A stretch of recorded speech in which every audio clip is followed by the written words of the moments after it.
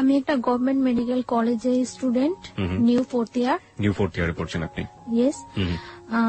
আমার বাবা বিজনেস করে, আর আমরা দুই বোন। আপনি কি বড় না ছোট? আমি ছোট। আপনি ছোট, আপনার আরেকটি বড় বোন রয়েছে। উনি কি ম্যারিড না আনম্যারিড? ম্যারিড। ওকে, আপনাদের বাড়ি কোথায়? বরিশাল। ওকে, বরিশাল আসলে খুবই সুন্দর একটা শহর। বরিশালের বন্ধু যারা শুনছেন তাদেরকে বলি, বরিশাল আসলে খুবই সাজানো গোছানো, খুব সুন্দর একটা শহর। ওখানে শহরের মাঝখানে একটা পুকুর আছে, পুকুরটার নামটা কি মনে আছে? বিবির পুকুর বলে, বিবির পুকুর বলে। তো চলুন আপনার গল্পটা শুরু করি। ছায়া, কোথা থেকে শুরু করবেন? ছোট থেকে শুরু করি। জি প্লিজ। আর আপনি একটু জোরে বলবেন। হ্যাঁ, আপনার কথা শুনে মনে হচ্ছে যে আপনাকে আমরা স্টুডিওতে নিয়ে এসেছি, কোনো কিছু খাবার টাবার কিছু দেয়নি, একদম দুর্বল। হ্যাঁ, একটু জোরে বলতে হবে প্লিজ। ওকে, চলুন শুরু করা যাক। আমার ছোটবেলাটা বিশেষ করে শহরেই বেশি কেটেছে। আমি স্টুডেন্ট হিসেবে মোটামুটি ভালোই ছিলাম, তার জন্য আমাকে শহরে পড়াশোনা করানোর জন্য শহরে রাখা হয়েছে। আমি মতিঝিল আইডিয়ালি স্টুডেন্ট ছিলাম, তো ওইখানে পড়াশোনা করতাম। ক্লাস 6 পর্যন্ত ওইখানে পড়ার পর আমি অসুস্থ হয়ে যাই। এবার অসুস্থ হয়ে যাওয়ার পরে আমি আমার গ্রামে শিফট হই। শিফট হওয়ার পরে আমি আমাদের ওইখানে গভর্নমেন্ট গার্লসে ভর্তি হই। ওইখানে আমার পড়াশোনা হয়। আমি ক্লাস 5-এ বৃত্তি পেয়েছিলাম, ক্লাস 8-এও বৃত্তি পেয়েছিলাম, এবং ক্লাস 9-এ সায়েন্স থেকে পড়াশোনা। ওকে, এসএসসি আপনি সায়েন্স ব্যাকগ্রাউন্ড ছিল? Background science, SSC higher math সহ। বাহ বাহ বাহ।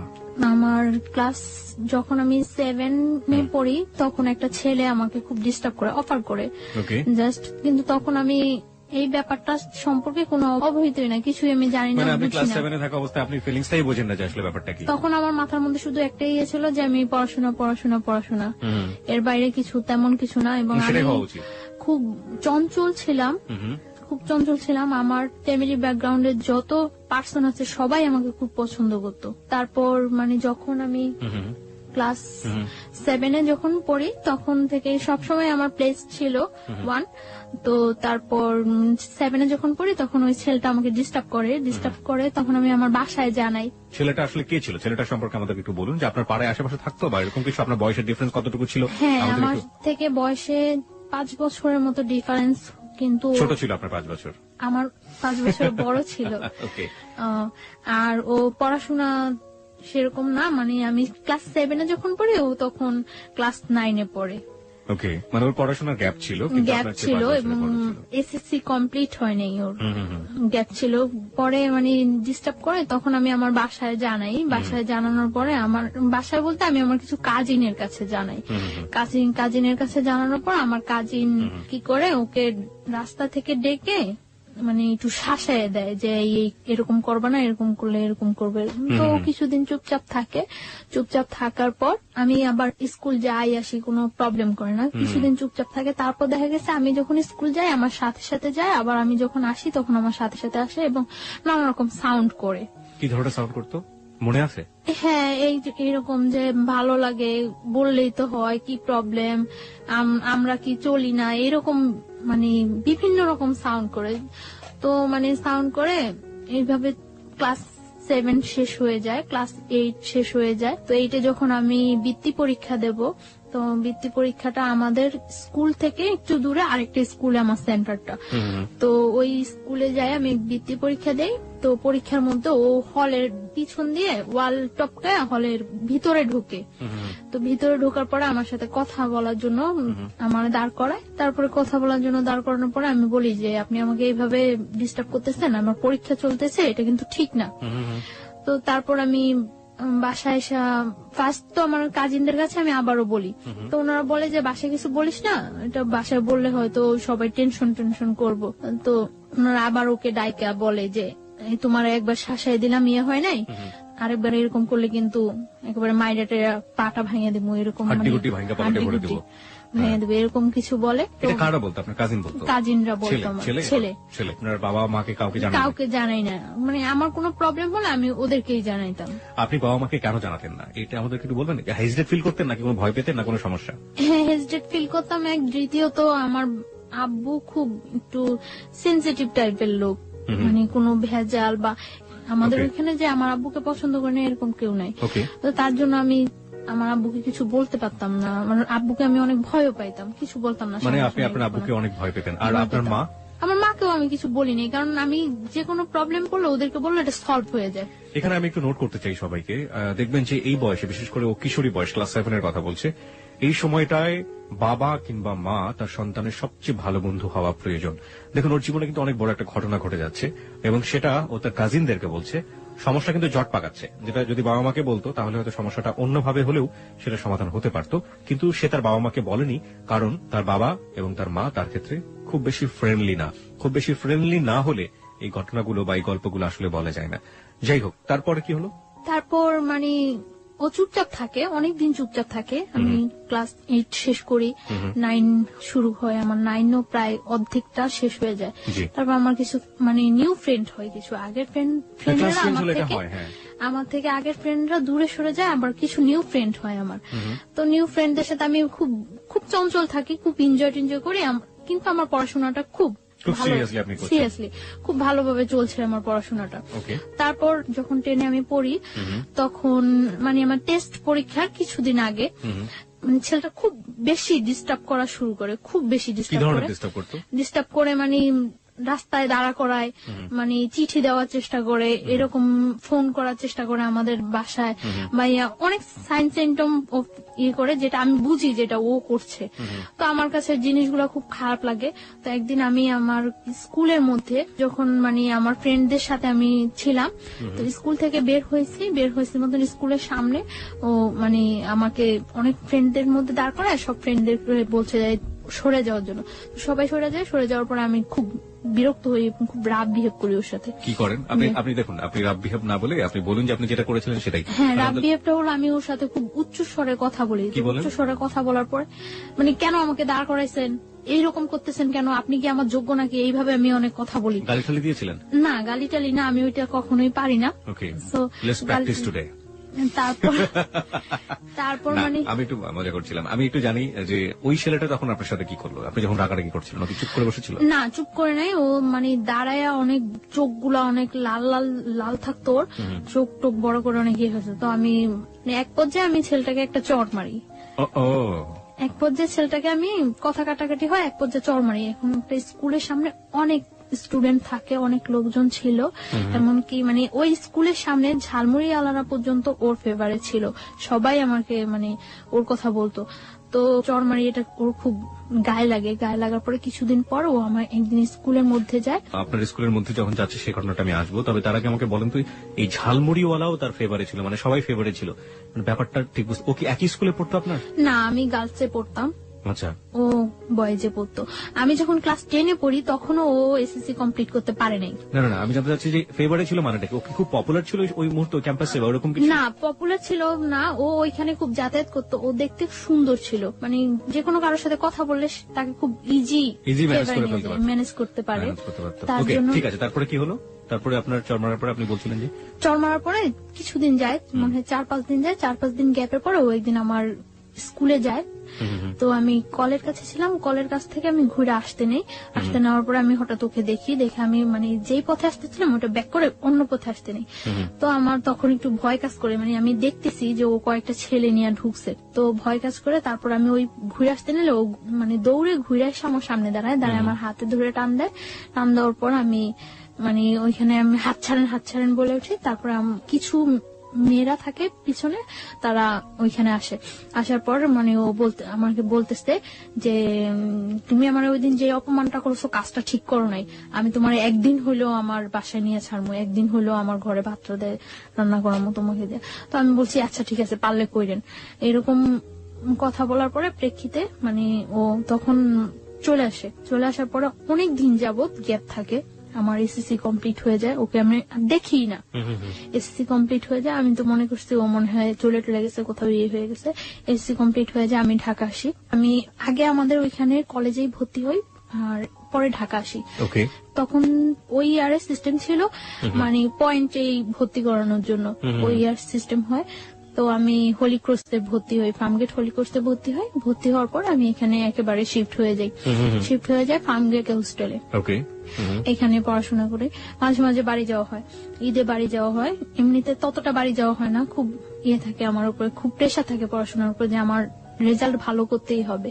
তো আমার চলছে, ভালোই পড়াশোনা চলছে। ইন্টার পরীক্ষা দেওয়ার পরে বাড়ি যাই অনেক দিন থাকি বাড়িতে। ওকে।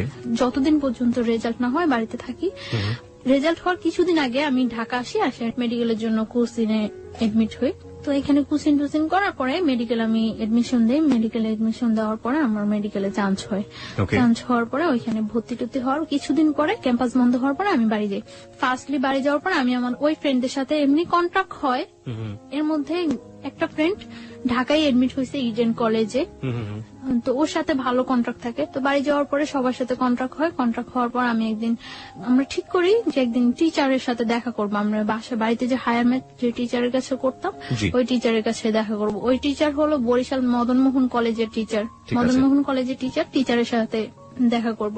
তো ওই টিচারের কাছে দেখা করার জন্য আমরা যাই, সকালবেলা যাই। আমি ওই দিন আমি চলে আসবো ঢাকা, তার জন্য আমি সকালবেলায় যাই যে আমার বিকালে ঢাকা চলে আসতে হবে। বরিশাল থেকে আসার ওয়েটা বিকালে। তো আমি সকালবেলা যাই, যাওয়ার পরে মানে অনেকক্ষণ হয়ে যায়, আমার ফ্রেন্ডরা কেউ আসে না। তারপর আমি ফোন করি সবাই, কি ব্যাপার তোমরা আসো না কেন? বলতেছে আমাদের তো আজকে পিকনিক, তো একটা কাজ করি আমরা সবাই রেডি হয়ে আসি দেখা টাকা করে চলে যাব। তো আমি বলতেছি আচ্ছা ঠিক আছে আসো, আমি কিছুক্ষণ ওয়েট করি। তারপর আসছে ওরা, আসার পরে ওরা বলতেছে আমাদের সাথে চল। আমি বলতেছি না আমার তো আজকেই ঢাকা যেতে হবে, আর তাছাড়া আমি বাসায় বলে আসিনি, আমার আম্মু অনেক রাগ করবে, সবাই অনেক রাগ করবো, আমি বলে আসিনি, এটা কিছুতেই সম্ভব না যাওয়া।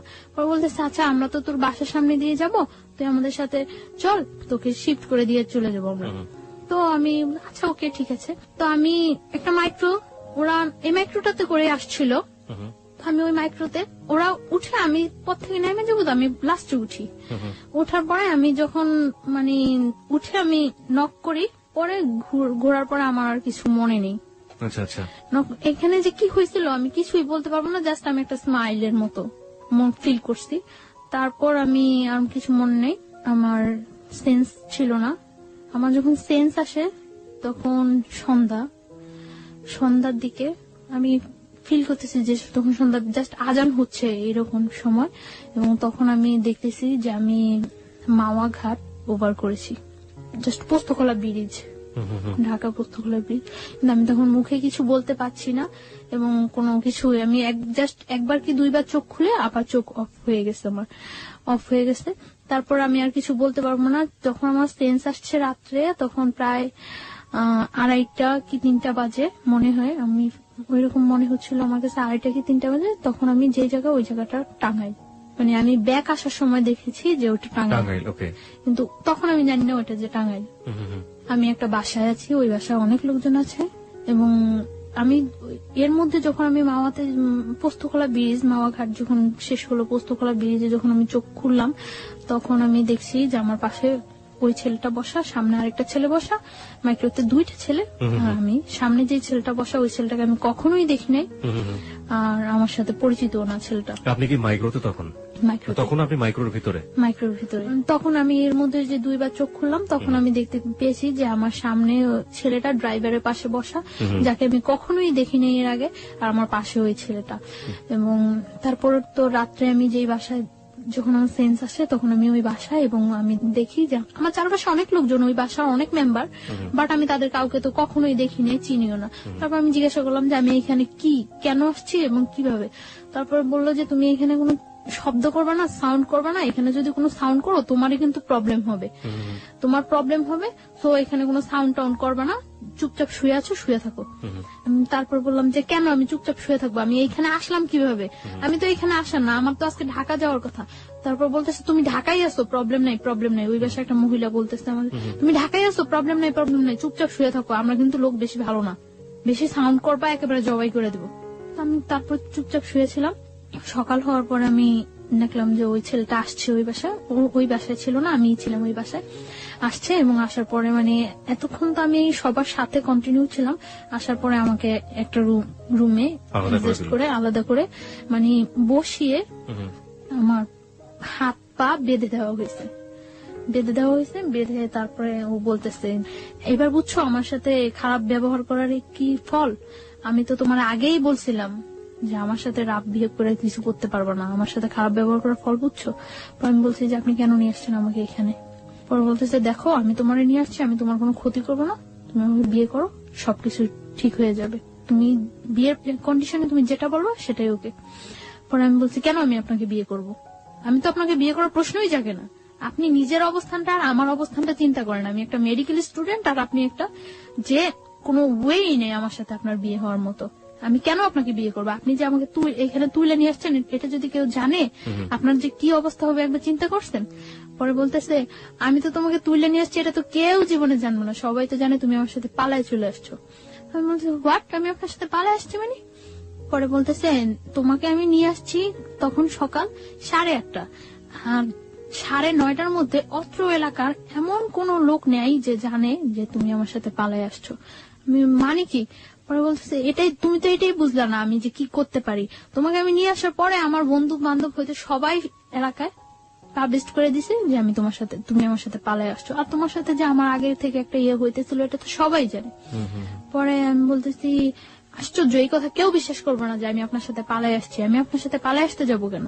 পরে বলতেছে কেউ বিশ্বাস করবে না, কিন্তু করানো হয়েছে, সবাই এখন জানে যে তুমি আমার সাথে পালায় আসছো, বিশ্বাস করো না। তারপর ও কয়েকটা নাম্বারে ফোন দিল, ফোন দিয়ে সবাই একই কথা বলতেছে, মানে ওর পরিচয়টা ও না দিয়ে জিজ্ঞাসা করতেছে যে ওই মেয়েটার সম্পর্কে এই কথাটা শুনলাম, ওই মেয়েটা নাকি পালাই গেছে, এরকম এরকম সবাই একই কথা বলতেছে। হ্যাঁ মেয়েটা পালাই গেছে, কত খারাপ মেয়ে, বাবা কত কষ্ট করে পড়াশোনা করেছে, খুব বিশ্রী কমান্ড করতেছে সবাই আমার সাথে।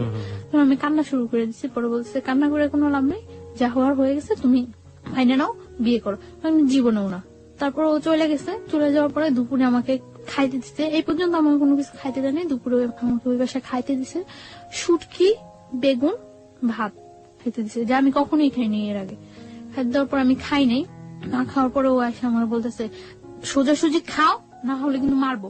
আমি বলছি আপনি আমাকে মারবেন কেন? আপনি মারার কি আমাকে? আমাকে আমার বাবা মা পর্যন্ত ওখানে টাচ করে নেয়, আর আপনি মারবেন? পরে বলতেছে আমি মারার কে, তুমি দেখবা।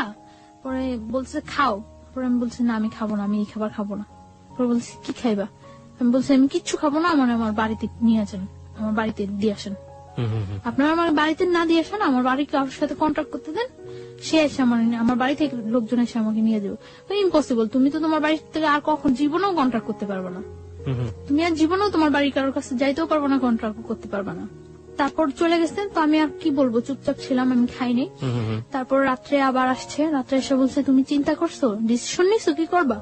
আমি বলছি ডিসিশন নেওয়ার কিছু নেই, আমার পক্ষে আপনাকে বিয়ে করা সম্ভব না। আর আগে তো যা ছিল এখন তো আরো আগে সম্ভব না। আপনি কত বড় একটা অপরাধ করছেন, আপনি আমার তুলে নিয়ে আসছেন না জানেন, তারপরে আনছেন টানছেন সবার কাছে আবার এটা প্রকাশ করে দিচ্ছেন আমি আপনার সাথে পালাই আসছি। কত খারাপ কাজ করছেন, ইম্পসিবল, আমি আপনাকে কখনোই বিয়ে করবো না। পরে বলতেছে তুমি বিয়ে করবা, পরে তুমি আমার সাথে সংসারও করবা, আমার কাছেই থাকবা তুমি। বলছে না আমি কখনো এই কাজ করবো না, আমি আপনার বিয়ে করবো না, আপনি যদি আমার মায়েরাও ফেলান তারপর আমি আপনাকে বিয়ে করবো না। তারপর বললো মায়েরা ফেললো বিয়ে করবো না? না, আমি বলছি না করবো না। তারপর বলতেছে যে খাও, এখন ডিম ভাজি আর ভাত নিয়ে আসছে খাওয়ার জন্য। যে জায়গায় নিয়ে গেছে ওই ফ্যামিলিটা তো এস্টাবলিশড ফ্যামিলি না, কিন্তু মানে লোকগুলা খুব ভালো না, এটা আমার কাছে আমি ফিল করতে পারছি যে লোকগুলো খুব ভালো না। তারপর বলছে খাইবা না? পরে আমি বলছি না খাবো না। তারপরে তখন আমার অনেক মানে চুল ছিল, বড় চুল ছিল, আমি তখন বোরকা পরি না, চুল ছিল। তখন বলতেছে যে এখন যদি আমি তোমার চুলগুলি সব কাটে দেই তারপর কি তুমি খাইবা? আমি বলছি আপনি আমার চুল কাটবেন কেন? তোমার চুল কাইটা, তোমার চুল একেবারে মানে চুরি করলে মানুষ যেভাবে চুল কাটে ওইভাবে চুল কাইটা তোমার যদি একেবারে চেহারা নষ্ট করে সব ইয়ে করে যদি তোমার রাস্তায় ছেড়ে দেয় তারপরে কেমন হইব? তার চেয়ে বরং তুমি স্বাভাবিক আমাকে বিয়ে করো, বিয়ে করার পরে তুমি যদি পড়াশোনা করতে চাও, সব যা করতে চাও সবকিছু ঠিক আছে, আমি তোমার পড়াশোনা করাম। না আমি আপনাকে বিয়ে করবো না। পরে এভাবে আরো 2-3 দিন চলে গেল। হ্যাঁ না খাওয়া, আমি খুব উইক হয়ে যাচ্ছি, না খাওয়া 2-3 দিন চলে গেছে। 2-3 দিন চলে যাওয়ার পরে টর্চার করা শুরু করলো। টর্চার বলতে কি এমনিতে কোনো টর্চার না, জাস্ট চড় মারতো। আর আমার মানে পা বাঁধা এইভাবে বাইধে রাখছিল, তো পায়ের নখের মধ্যে পাড়া দিয়ে দাঁড়ায় থাকতো, যেটা খুব পেন ফিল হইতো, কারণ নখ তো খুব সেন্সিটিভ জায়গা, ওইখানে পাড়া দিলে খুব পেন ফিল হইতো। তখন আমি মানে চিল্লাইতে চাইলে মুখ বন্ধ করে ধরে রাখতো। তো এইভাবে প্রায় 7-8 দিন চলে গেছে। 8 দিন 9 দিনের দিন 9 দিনের দিন আমি মনে ইয়ে করছি, নিজে ইয়ে করতেছি যে এখান থেকে আমার, যেহেতু আমার ফ্যামিলি কেউ জানেই না আমি কোথায় আছি, আর এখান থেকে আমার খুঁজে বাই করা সম্ভব না যে আমি এইখানে আছি, যে খুঁজবো তারা খুঁজে যে বাই করবো, তারা কি আমার আদৌ খুঁজতেছে না এইটাই মনে করতেছে যে আসলে আমি পলাই গেছি, সেটাও তো আমি জানি না যে আমি কিভাবে শিওর হম যে হ্যাঁ আমার তারা খুঁজতেছে, তারা আমার খুঁজে নিবো, এই আশায় যে আমি বসে থাকবো, কিভাবে আমি শিওর হবো? তারপর আমি ইয়ে করলাম যে না, আমি ওর ওয়েতে রাজি হয়ে যাই, তবে কিছু কন্ডিশন দিয়ে। তারপর আসে রাত্রে আসার পর ওই বাসায় থাকে না, ওই বাসায় শুধু আমি থাকি। ওই বাসায় থাকে না, একটা ঘরের মধ্যে আমাকে আটকে রাখছিল। ঘরটা হলো অর্ধেক টিন অর্ধেক মাটি, এরকম ঘর। তো আমি তারপর আসার পরে আমি বলছি আচ্ছা ঠিক আছে, আমি আপনার বিয়ে করতে রাজি, তবে সত্য আছে। সত্য সত্য হলো আমার পড়াশোনা শেষ না হওয়া পর্যন্ত আমি আপনার সাথে কোনো রিলেশনে যেতে পারবো না। যেহেতু আমার ক্যারিয়ার আছে, আমি মেডিকেল স্টুডেন্ট, আমার এত কষ্ট করে যেহেতু আমি এতটুকু আসছি, আমার ইয়াটা শেষ হোক, সেটা আপনার জন্য বেটার হবে, আমার জন্য বেটার হবে। যেহেতু আপনিও ততটা এস্টাবলিশড না, তখনও একটা চাকরি করতো নাকি, ওই যে অনেকদিন আগে চলে আসছে দেশ থেকে, আসে ঢাকা একটা চাকরি করতো। তো বললো যে এটা কি, এই কথা কি থাকবো? আমি বলতেছি হ্যাঁ এই কথা থাকবো, আমি পড়াশোনা করা পর্যন্ত আমাকে আপনি কোনো ডিস্টার্ব করবেন না, আমি তো বিয়ে তো করছি না। আর তারপরে বলতেছে ওকে। আপনি আসলে ডিস্টার্ব না করা বা রিলেশন বলতে আসলে কি বোঝালেন, যে ফিজিক্যাল রিলেশনের কথা? ফিজিক্যাল বা মেন্টালি বা ওর পরিবারে নিয়ে সংসার, যাওয়া, হ্যাঁ। মানে সবকিছু থেকে যাতে অ্যাভয়েড করতে পারি সবকিছু। আমি ওকে বললাম যে দেখেন, আপনি তো খুব ভালো করে জানেন যে আমি মেডিকেলে পড়াশোনা করি, আমার রেজাল্ট কি বা আমার ক্যারিয়ারটা কেমন হতে পারে। আর আমার ক্যারিয়ার, আমি যদি আপনাকে বিয়ে করি তাহলে তো আপনার ক্যারিয়ার, আমার ক্যারিয়ারের সাথে আপনিও তো জড়িয়ে গেছেন, তাহলে আমার একটা ভালো ক্যারিয়ার হলে সেটা আপনার জন্য ভালো হবে। তো আপনি আমাকে কয়েকটা বছর সময় দেন, আমার ইয়েটা শেষ হোক, পড়াশোনাটা শেষ হোক, তারপরে আমি আপনার সব ওয়ে মানিয়ে নেব।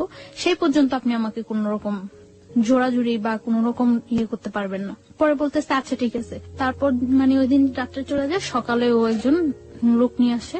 লোকটাকে, এটা কি কাজী না উকিল না কি আমি কিছুই জানি না, একটা লোক নিয়ে আসে, স্টাম্প নিয়ে আসে।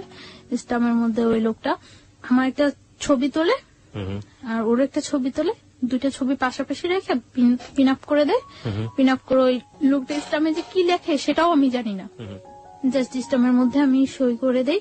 তাও আমি মানে সই করার সময় ভাবতেছি যে আমি কি সই করব না করব না করব না করব না, ওটা সারা জীবনের প্রশ্ন, কি করব আমি। তখন আমি সই করার সময় ভাবতেছি, তখন ও আমার একটা চড় মারলো লোকটার সামনে একটা চড় মারার পরে বলতেছে যে আগেই তো কথা হয়ে গেছে, এখন আবার এরকম করার কি আছে। লোকটা মনে করতেছে না যে আমি তোমার জোর করে নিয়ে আসছি। পরে আমি আমার ফুল নেমটা অর্ধেক লিখি আর বাকিটা লেখি না। ফুল নেমের অর্ধেক লিখি, ও সই করে দেয়। সই করে দেওয়ার পর ওই দিনই মানে সকালে 8টার দিকে ইয়ে হয়, 9টার দিকে ওই বাসা থেকে বের হয়ে আসে, নিয়ে আসে। বাসা থেকে বের হওয়ার পরে যখন বাসে উঠি তখন দেখি যে এটা টাঙ্গাইল। তো ঢাকা নিয়ে আসে, ঢাকা নিয়ে আসার পরে আমি ওই দিনই ঢাকা, আমি আমার হোস্টেলে চলে যাই। আমি বলি যে আমি আমার হোস্টেলে চলে যাই, আপনার সাথে বিয়ে তো হয়ে গেছে। আমি হোস্টেলে উঠি। হোস্টেলে ওঠার পরে 2-3 দিন ভালো যায়, কোনো ইয়ে করে না। আমি আমার ফ্যামিলির সাথে যোগাযোগ করার চেষ্টা করি যে কি করব আমি এখন। আমার ফ্যামিলির সাথে যোগাযোগ করার জন্য অনেক চেষ্টা করি, বাট আমার ফ্যামিলির সাথে কোনো কন্ট্যাক্ট করতে পারি না। কেন পারেন না? মানে বাড়ির যে নাম্বারটা, ওই নাম্বারটা অফ থাকে, ওই নাম্বারটা অফ। আর অন্য কোনো নাম্বার আমার কাছে মনে নেই, আমার মানে ইয়া থাকে না। তারপর আমি অনেক ট্রাই করার পরে আমি আমার মানে দুলাভাইয়ের সাথে, বোনের হাজবেন্ডের সাথে যোগাযোগ করি। যোগাযোগ করার পরে উনি বলতেছে যে আচ্ছা যা হয়েছে তো হয়ে গেছে, কেউ বিলিভ করে না যে তুমি ইয়ে করছো, তোমার নিয়ে গেছে, সবাই এটাই বিলিভ করে। আর দেখো গ্রাম তো, সমাজ তো, সবাই একটাই জিনিস বিশ্বাস করে যে তুমি ইয়ে করছো, চলে গেছো। আর এখন যদি তুমি ফিরে আসো, এটা মানে কেউ মাইনে নিব না, কেউ মাইনে নিব না, এটা সবাই তোমার বরং ধিক্কার দিব। তো আমি তারপর বুঝে বলি, অনেক বলি, বলার পরে আমি ট্রাই করি আমার ফ্যামিলির কাছে ফিরে যাওয়ার জন্য, কিন্তু তারা কেউ আমাকে নেওয়ার ইয়ে করে না। তখন আমার যে দুলাভাই, ওনার সাথে আমার বোনের জাস্ট ইয়ে হয়, এঙ্গেজ হয়, বিয়ে হয় না। তখন বলে যে দেখো এইটার কারণে হয়তো তোমার বোনের অনেকটা ইয়া ফিল করতে হতে পারে। তো উনি এই কথা বলার পরে আমি মানে চুপচাপ থাকি। তারপর উনি বলে যে তুমি যেভাবে আসো ওইভাবে থাকো, তোমার যতটা হেল্প প্রয়োজন সব আমি করব, কেউ ইয়ে করবে না। তোমার হেল্পের প্রয়োজন, আমি যতটা ইয়ে করার প্রয়োজন আমি করব, তুমি পড়াশোনা করতে থাকো, আমি ট্রাই করব তোমাকে যথাসম্ভব বাহিরে পাঠিয়ে দেওয়ার জন্য। কারণ তুমি বাহিরে গেলে গিয়ে তো ওরা আয়ত্তার বাইরে চলে যাবে। জানলেন না ব্যাপারটা? হ্যাঁ জানাই, কিন্তু তারা কেউ আমাকে নেওয়ার জন্য আগ্রহ ফিল করে না। আপনি আমাকে একটু বলেন তো, খুলেই বলেন যে আপনি ফার্স্ট কখন বাবা মাকে জানালেন, কি রিয়াক্ট করলো, আমি একটু জানতে চাই। This is a very important part of this story. হ্যাঁ, আমি যখন মানে ঢাকা আসি, হোস্টেলে উঠি। হোস্টেলে ওঠার পরে তখন আমার কাছে কোনো টাকা পয়সা কিছুই থাকে না। তো হোস্টেলে ওঠার 2-3 দিন পরে আমি আমার একটা ফ্রেন্ডের নাম্বার থেকে আমার বাড়িতে ফোন করি। ফোন করার পরে বাড়ির নাম্বারটা অফ। এভাবে আরো 4-5 দিন চলে যায়, আমি কারোর সাথে কন্ট্যাক্ট করতে পারি না। তারপরে আমি হঠাৎ একদিন আমি আমার বই নাড়তেছি, বইয়ের মধ্যে আমার ওই দুলাভাইয়ের নাম্বারটা পাইছি। পাওয়ার পরে আমি আমার দুলাভাইয়ের কাছে ফোন দিছি। দুলাভাইয়ের কাছে ফোন দেওয়ার পরে ভাইয়াকে আমি সব বললাম। আপন দুলাভাই এটা? হ্যাঁ। ওকে। সবকিছু বলার পর আমার ভাইয়া বলল যে কেউ আমাকে এখন নেওয়ার জন্য প্রস্তুত না। তারপর আমি আমার মার সাথে কথা বললাম। তারাও কোনো ইয়ে করতেছে না যে তুমি যা হয়েছে তুমি চলে আসো, আমরা তোমার আবার নতুন করে পড়াশোনা করবো, আমাদের কাছে রাখবো, কোনো ইয়ে হবে না। কিন্তু তারা কেউ এরকম কোনো, সবার একটাই ক্ষোভ আমি চলে আসছি। সবাই জানে যে আমি পলায় চলে আসছি, পালায় আসছি, কিভাবে আসলাম, এতটা ইয়ে করলো তারা আমার জন্য। সবাই আমাকে খুব ঘৃণা করে। তখন আমি ফিল করি যে সবাই আমাকে খুব ঘৃণা করে। তখন আমার মধ্যেও রাগ হয় যে আমি এতটা তাদেরকে সাপোর্ট দিছি, তারা যেইভাবে চাইছে আমি ঠিক ওইভাবে পড়াশোনা করছি, ওইভাবে ইয়ে হয়েছি। এই মানুষগুলো আমাকে এতটা ভালোবাসতো, আর সামান্য কয়টা দিনের ব্যাপারে এই মানুষগুলো আমার এতটা অবিশ্বাস করে। আমার মধ্যেও খুব রাগ হয় তখন যে আমি বারবার ফোন করতেছি, বারবার চেষ্টা করতেছি তাদের কাছে যাওয়ার জন্য, কিন্তু কেউ রেসপন্স করতেছে না। একটা লোক বলতেছে না যে আচ্ছা তুমি আসো, বা আমরা আসতেছি তোমার নিয়ে যাবো, বা তুমি আমাদের কাছেই থাকবা, আগের মতো যা হয়েছে সব ভুলে যাও। কেউ আমাকে এই সাপোর্টটা দেয় না। সবাই বলে যে এই কাজটা তুমি কিভাবে করলা, এই কাজটা তুমি কিভাবে করলা। কেউ আমার কথা বিশ্বাসই করে না যে আমি এই কাজটা করিনি। প্রত্যেকটা মানুষ আমাকে ধিক্কার দেয়। প্রত্যেকটা মানুষ, যে মানুষগুলো আমাকে এত ভালোবাসতো, ওই মানুষগুলো প্রত্যেকটা মানুষ ধিক্কার দেয়। তারপর আমি ইয়ে করি যে যা হয়েছে তারা যখন আমার চাই না, আমি আমার নিজে পাই যেইভাবেই হোক দাঁড়াইতে হইবই, আমি যেইভাবেই হোক আমার পড়াশোনাটা চালিয়ে যেতে হবে। এর জন্য যদি আমার ওই ছেলের সাহায্য নিতে হয় আমি তাও নিব। তারপর আমার ভাইয়া বলে যে তোমাকে যতটুকু সাপোর্ট করে আমি করব, তবে আমি এটা করতে পারবো না যে তোমার আমি নিয়ে আসবো, এটা আমি পারবো না। তোমাকে আমি সাপোর্ট করব, তুমি পড়াশোনা করতে থাকো, আমি ট্রাই করতে থাকি তোমাকে যেভাবে হোক বাহিরে পাঠিয়ে দেওয়ার জন্য। বাহিরে পাঠাইলে তোমার ক্যারিয়ারটাও ঠিক হয়ে যাবে, তুমি কয়েক বছর বাইরে, 4-5 বছর বাইরে থাইকে আসলে সবকিছু দেখবে ঠিক হয়ে যাবো। তারপর আমি ভাইয়ের কথা মতো ইয়ে করতে থাকি। তো এটা যেভাবে হোক জানতে পারে যে আমি আমার ফ্যামিলিতে কন্ট্রাক্ট করছি। জানতে পারে, জানার পরে ও হোস্টেলে এখানে নানা রকম প্রবলেম করা শুরু করে। তো হোস্টেলে এখানে নানা রকম প্রবলেম করার পরে হোস্টেল থেকে আমাকে বলে দেয় যে দেখো তুমি ছাড়াও এখানে আরো অনেক মেয়েরা থাকে, সো এরকম প্রবলেম করলে তো সমস্যা, কি হয়েছে ব্যাপারটা বলো। আমি তাদেরকে কিছু বলতে পারি না, কারণ এই ব্যাপারটা কি বলার মতো কোনো ওয়ে আছে যে আমি তাদেরকে বলবো।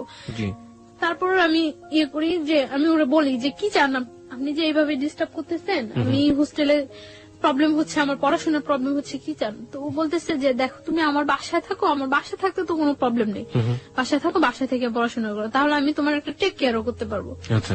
পরে আমি বললাম আচ্ছা ওকে, আমি আপনার বাসায় যাবো। পরে ওর বাসায় নিয়ে যায়। ওদের বাসায় ওর মা, ওর বোন, ও থাকে, 3 জন থাকে। ওদের বাসা নিয়ে যায়। বাসা নিয়ে যে ওর বলে যে সবাইরে বলে যে ওর সাথে কখনো কোনো রাব বিহেভ হবে না, কোনো জোর হবে না, ও এখানে থাকবে, পড়াশোনা করবে, ওর মতো থাকবে ও।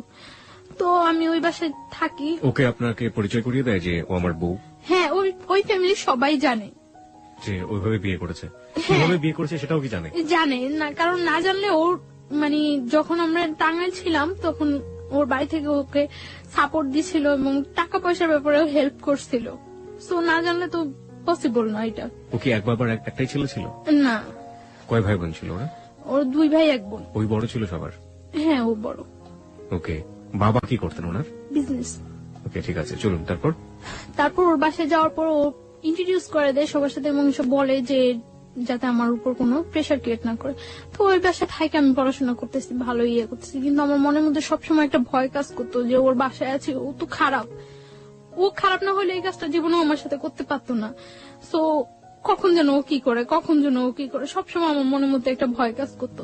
এবং আমি খুব দিন দিন খুব অসহায়, সবসময় মনে হতো যে দুনিয়াতে আমার কেউ নাই, আমি খুব অসহায়, এরকম ফিল করতাম আমি। কারণ কারো কাছে আমি না প্রকাশ করতে পারতাম, না কারো কাছ থেকে কোনো সাহায্য নিতে পারতাম। তো আমার ভাইয়ার কাছে, আমি কলেজে যাই ভাইয়ার কাছে ফোন দিতাম। ফোন দেওয়ার পরে ভাইয়া বলতো যে যেহেতু ও তোমার উপর কোনো প্রেশার করছে না, তুমি থাকো, আমি যতদিন পর্যন্ত তোমার বাহিরেও যাওয়ার ওয়েট না করতে পারতেছি ততদিন পর্যন্ত তুমি থাকতে হইবে এখানে। তো তারপর আমি কলেজে যাই, পড়াশোনা করি, কোনো ইয়ে করি না। তো আমি সকাল 7টার দিকে কলেজে চলে যেতাম। কলেজ শেষ করার পরে আমি আমি একটা স্যারের সাহায্য নিয়ে আমি একটা হসপিটালে কলেজ শেষ করার পরে প্র্যাকটিস করি, ওই স্যারের কাছে হসপিটালে প্র্যাকটিস করি ধানমন্ডিতে। ওকে। ধানমন্ডিতে একটা হসপিটাল প্র্যাকটিস করি।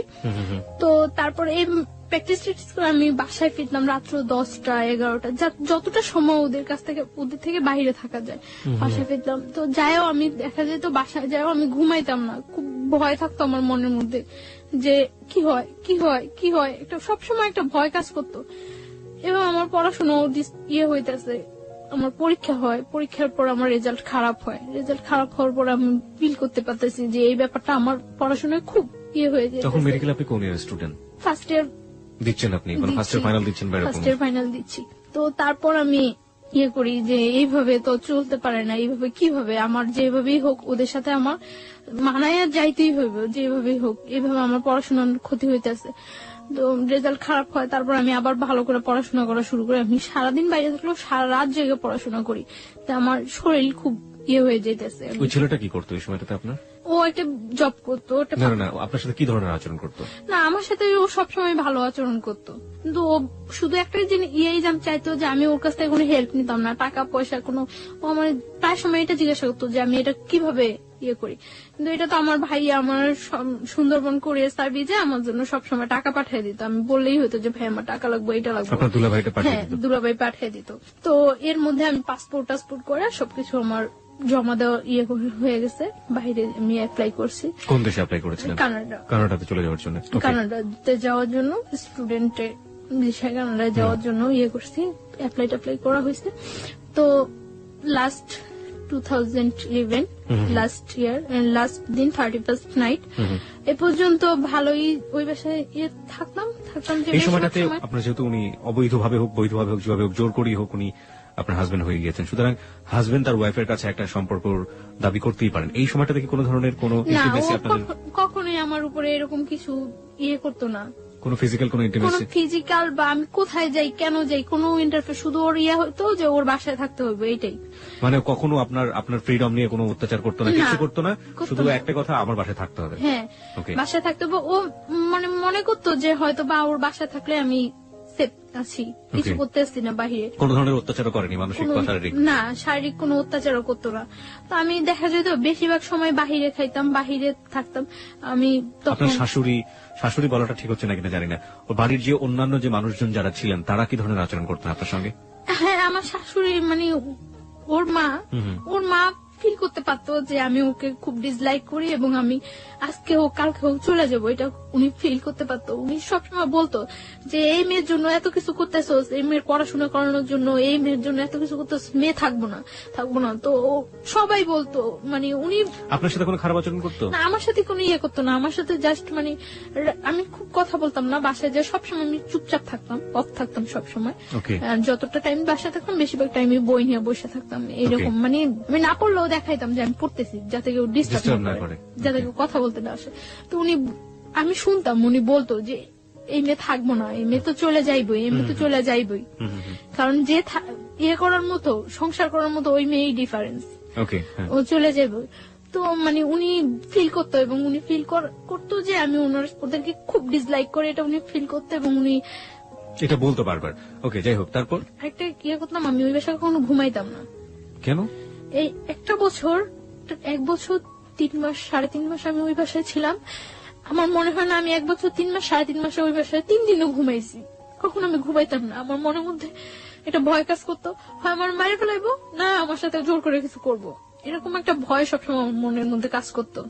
যেই ছেলে আমার ধরে নিয়ে আসতে পারে, বাইন্ধা রাখতে পারে, তুলে আনতে পারে, সেই ছেলের পক্ষে পসিবল না এমন কিছুই নেই। আপনি বলছিলেন যে রাতের বেলা ঘুমোতেন না, আপনি এরকম একটা অবস্থার বর্ণনা দিচ্ছিলেন, তারপরে রাতে কি কখনোই ঘুমাতাম না ওই বাসায়, খুব কম সময়। মনে হয় না আমি এই 1 বছর 3 মাস 3.5 মাসে 3 দিনও ঘুমাইছি।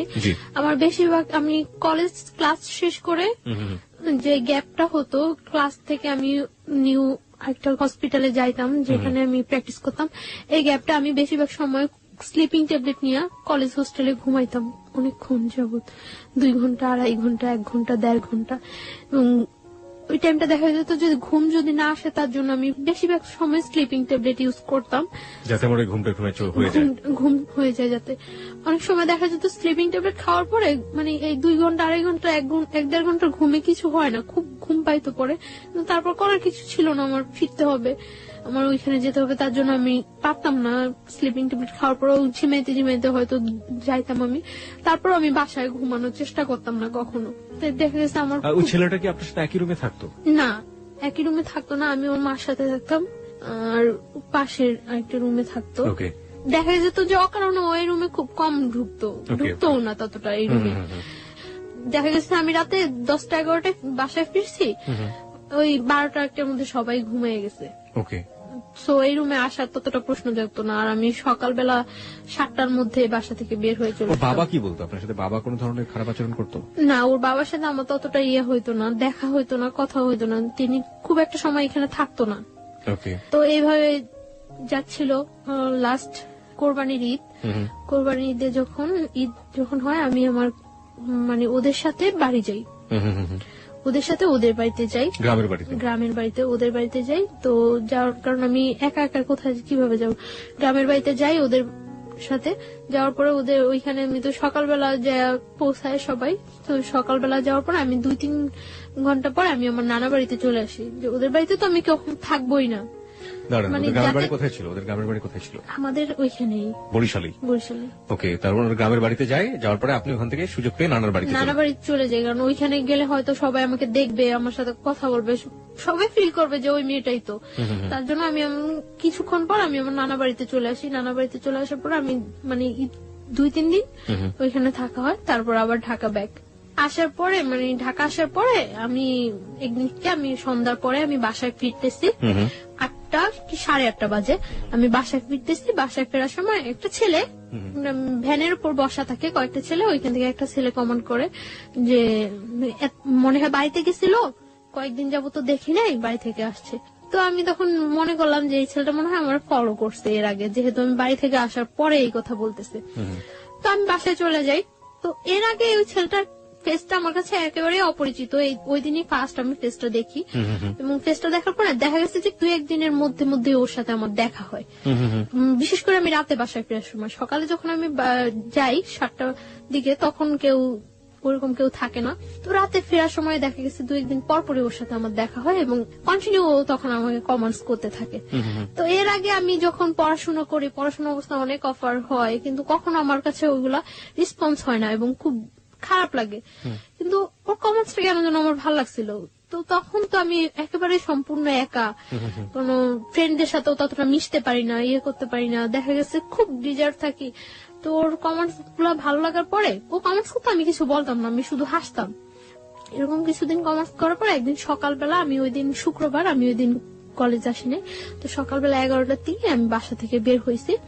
বাসা থেকে বের হওয়ার পর ও তখন মনে হয় সম্ভবত ফার্স্ট ঘুম থেকে উঠছিল, তো ঘুম থেকে উঠে ও বের হয়ে আমারে দেখছিল, তো বলতেছে আজকে দিনটা অনেক ভালো যাবে। ঘুম থেকে উঠে দেখছি অ্যাঞ্জেল। তো আমি হাসা দিছি, হাসছিলাম, হাসার কাজ। কিভাবে দেখলো আপনাকে? মানে আপনি তো আপনার ওই আগের বাসাতেই থাকতেন। হ্যাঁ, ওই বাসাটা আর ওই বাসা, ওদের বাসাটা কাছাকাছি, একদম কাছাকাছি একদম। কোথায় ছিল বাসা? ঢাকার এটা ঢাকার এলাকার নাম বললে কোনো সমস্যা নেই, আপনি ছেলের নামও বলেনি, কোনো সমস্যা নেই। কোথায় ছিল বাসাটা? ওর নামটা বলি আমি, ওর নামটা রুমেল। মানে যে ছেলে আপনাকে জোর করে বিয়ে করেছে? না, মানে সেকেন্ড ওয়ান, যার সাথে পরিচয় হচ্ছে। আর বাসাটা কোথায় ছিল ঢাকার? আপনি বাসাটা বলতে যাচ্ছেন না? ওকে, ঠিক আছে, যান। তারপর? কারণ ওই এলাকাটার সবাই প্রায় কম বেশি ঘটনাটা জানে এবং আপনাকে সবাই চেনে। ওকে, ঠিক আছে। আমি এখানে একটু শ্রোতারা অনেক খেপে যাবেন আপনার উপরে, আমি একটু শ্রোতাদেরকে অ্যাড্রেস করতে চাই। দেখুন, আপনারা যারা বলছেন যে আপনারা ওর বাসার নামটা জানতে চান, ও কোথায় থাকে সবকিছু জানতে চান, এই প্রশ্নগুলো আমি ওকে করেছি, এবং তারপরও যারা ক্ষিপ্ত হয়ে যাচ্ছেন ওর উপর, তাদের উদ্দেশ্যে আমি একটু বিনয়ের সাথে বলতে চাই, ওর বাসার অ্যাড্রেসটা জেনে বা যে ঘটনাটা যেখানে ঘটেছে এটা জেনে আপনি কি বা করবেন বলুন। আপনার এখানে বলতে চাচ্ছি না এই কারণে যে আমি তো সম্পর্কটা থেকে এখনো বিচ্ছিন্ন না। এক্স্যাক্টলি, আমরা গল্পের শেষ পর্যন্ত যাবো, সেটা আপনি আগে থেকে কিছু বলে দিন না। আমরা একটা জিনিস বলি আপনাকে, সেটা হচ্ছে তাদেরকে বলবো যে প্লিজ আমরা গল্পটা থেকে সবাই যে জিনিসটা নেবার চেষ্টা করবো সেটা হচ্ছে মোরাল লেসনটা আসলে কি, ভুলটা আসলে কারা কারা করেছে, কোন কোন জায়গাগুলোতে ভুল হয়েছে, বাসার ঠিকানা জেনে কিংবা ওর পার্সোনাল লাইফ সম্পর্কে আরো বেশ কিছু জেনে, ও কোথায় থাকে সেটা জেনে আসলে ওর কতটুকু কি ওর আমরা করতে পারবো। হ্যাঁ, সেই হেল্পের জায়গাটা যদি কিছু থেকে থাকে, করার থাকে, তাহলে ও যতটুকু বলবে ততটুকুই আসলে এনাফ। আমরা ওই শ্রদ্ধার জায়গাটুকু যিনি গেস্ট হয়ে আসেন, অতিথি হয়ে আসেন, তার প্রতি যেন বজায় রাখি। জি প্লিজ, তারপরে বলুন। তারপর আমি মানে যে কাজে বাসা থেকে বের হয়েছি ওই কাজে চলে যাই। তো চলে যাওয়ার পর এইভাবে চলতে থাকে কিছুদিন। তো 31st নাইট আমি সন্ধ্যার পরে বাসায় ফিরছি। তো আমি কিছু চকলেট কিনি। তো চকলেটের দোকানে যাওয়ার আগেই ও বলতেছে যে আজকেই বলে দেব নাকি সামনের বছর পর্যন্ত ওয়েট করব। তো ও বলতেছে, তখন আমি চকলেট কিনা আসার সময় ওর হাতে ওর একটা চকলেট মানে দূর থেকে এভাবে ধরে দিছি, দিয়ে বলতেছি যে কারোর জন্য কি কখনো কিছু ওয়েট করে, সবকিছু সময় মতোই বলতে হয়। আর এই যে একটা বছর গেছে গিয়ে, এরকম একটা বছরের মতো একটা জীবনও চলে যেতে পারে। সো কারোর জন্য কখনো কিছু ওয়েট করানো উচিত না। যেটা আমার বলার বা যেটা আমার করার সেটা জাস্ট টাইমেই করা উচিত। তো ওই কথাটা বলার পর আমি এই কথাটা বলে আমি সাথে সাথে কিছু না বলে সাথে সাথে চলে আসতেছি, ও আমার পিছনে আসতেছে। তো আসে আমার বাসার গলির মধ্যে, মানে যে বাসা আমি যাবো ওই বাসার গলির মধ্যে ও বললো যে জাস্ট 1 মিনিট একটু দাঁড়ান। তো আমি দাঁড়াইলাম, দাঁড়ানোর পরে বলতেছে আপনার নামটা জানতে পারি? তো আমি আমার নামটা বললাম, বলার পর ও বলতেছে যে আপনার ফোন নাম্বারটা জানতে পারি? সরি, আমার ফোন নাম্বারটা তো দেওয়া যাবে না। পরে বলতেছে যে এই চকলেটটা নিয়ে যান, আজকে যদি আপনার ফোন নাম্বারটা আমাকে দিতেন সেটাই আমার জন্য বড় গিফট হতো। আমি বললাম যে আমি চকলেটটা নিয়ে যে আপনি ব্যাগ দিয়ে নিয়ে যেতে পারি, বাট আমি আমার ফোন নাম্বারটা দিতে পারবো না। তো বলতেছে দিবেন না? আমি বলতেছি না, ফোন নাম্বারটা দেবো না। পরে বলতেছে চকলেটটা দিয়ে দিবেন? পরে বলতেছে না, চকলেটটা নিয়ে চলে গেছে।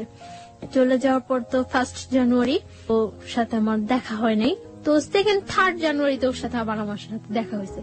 দেখা হওয়ার পরে দেখা গেছে ও আমি যেই টাইমটা বাসা ফিরি ঠিক ওই টাইমটা স্পেসিফিক ধরে রাখে এবং ওই টাইমটা আমার সাথে কথা বলে। প্রত্যেকদিন যাওয়ার সময় কথা বলে, ও বলে আমিও বলি। মানে ও যেটা বলে আমি ওটা রিপিট অ্যান্সার করি।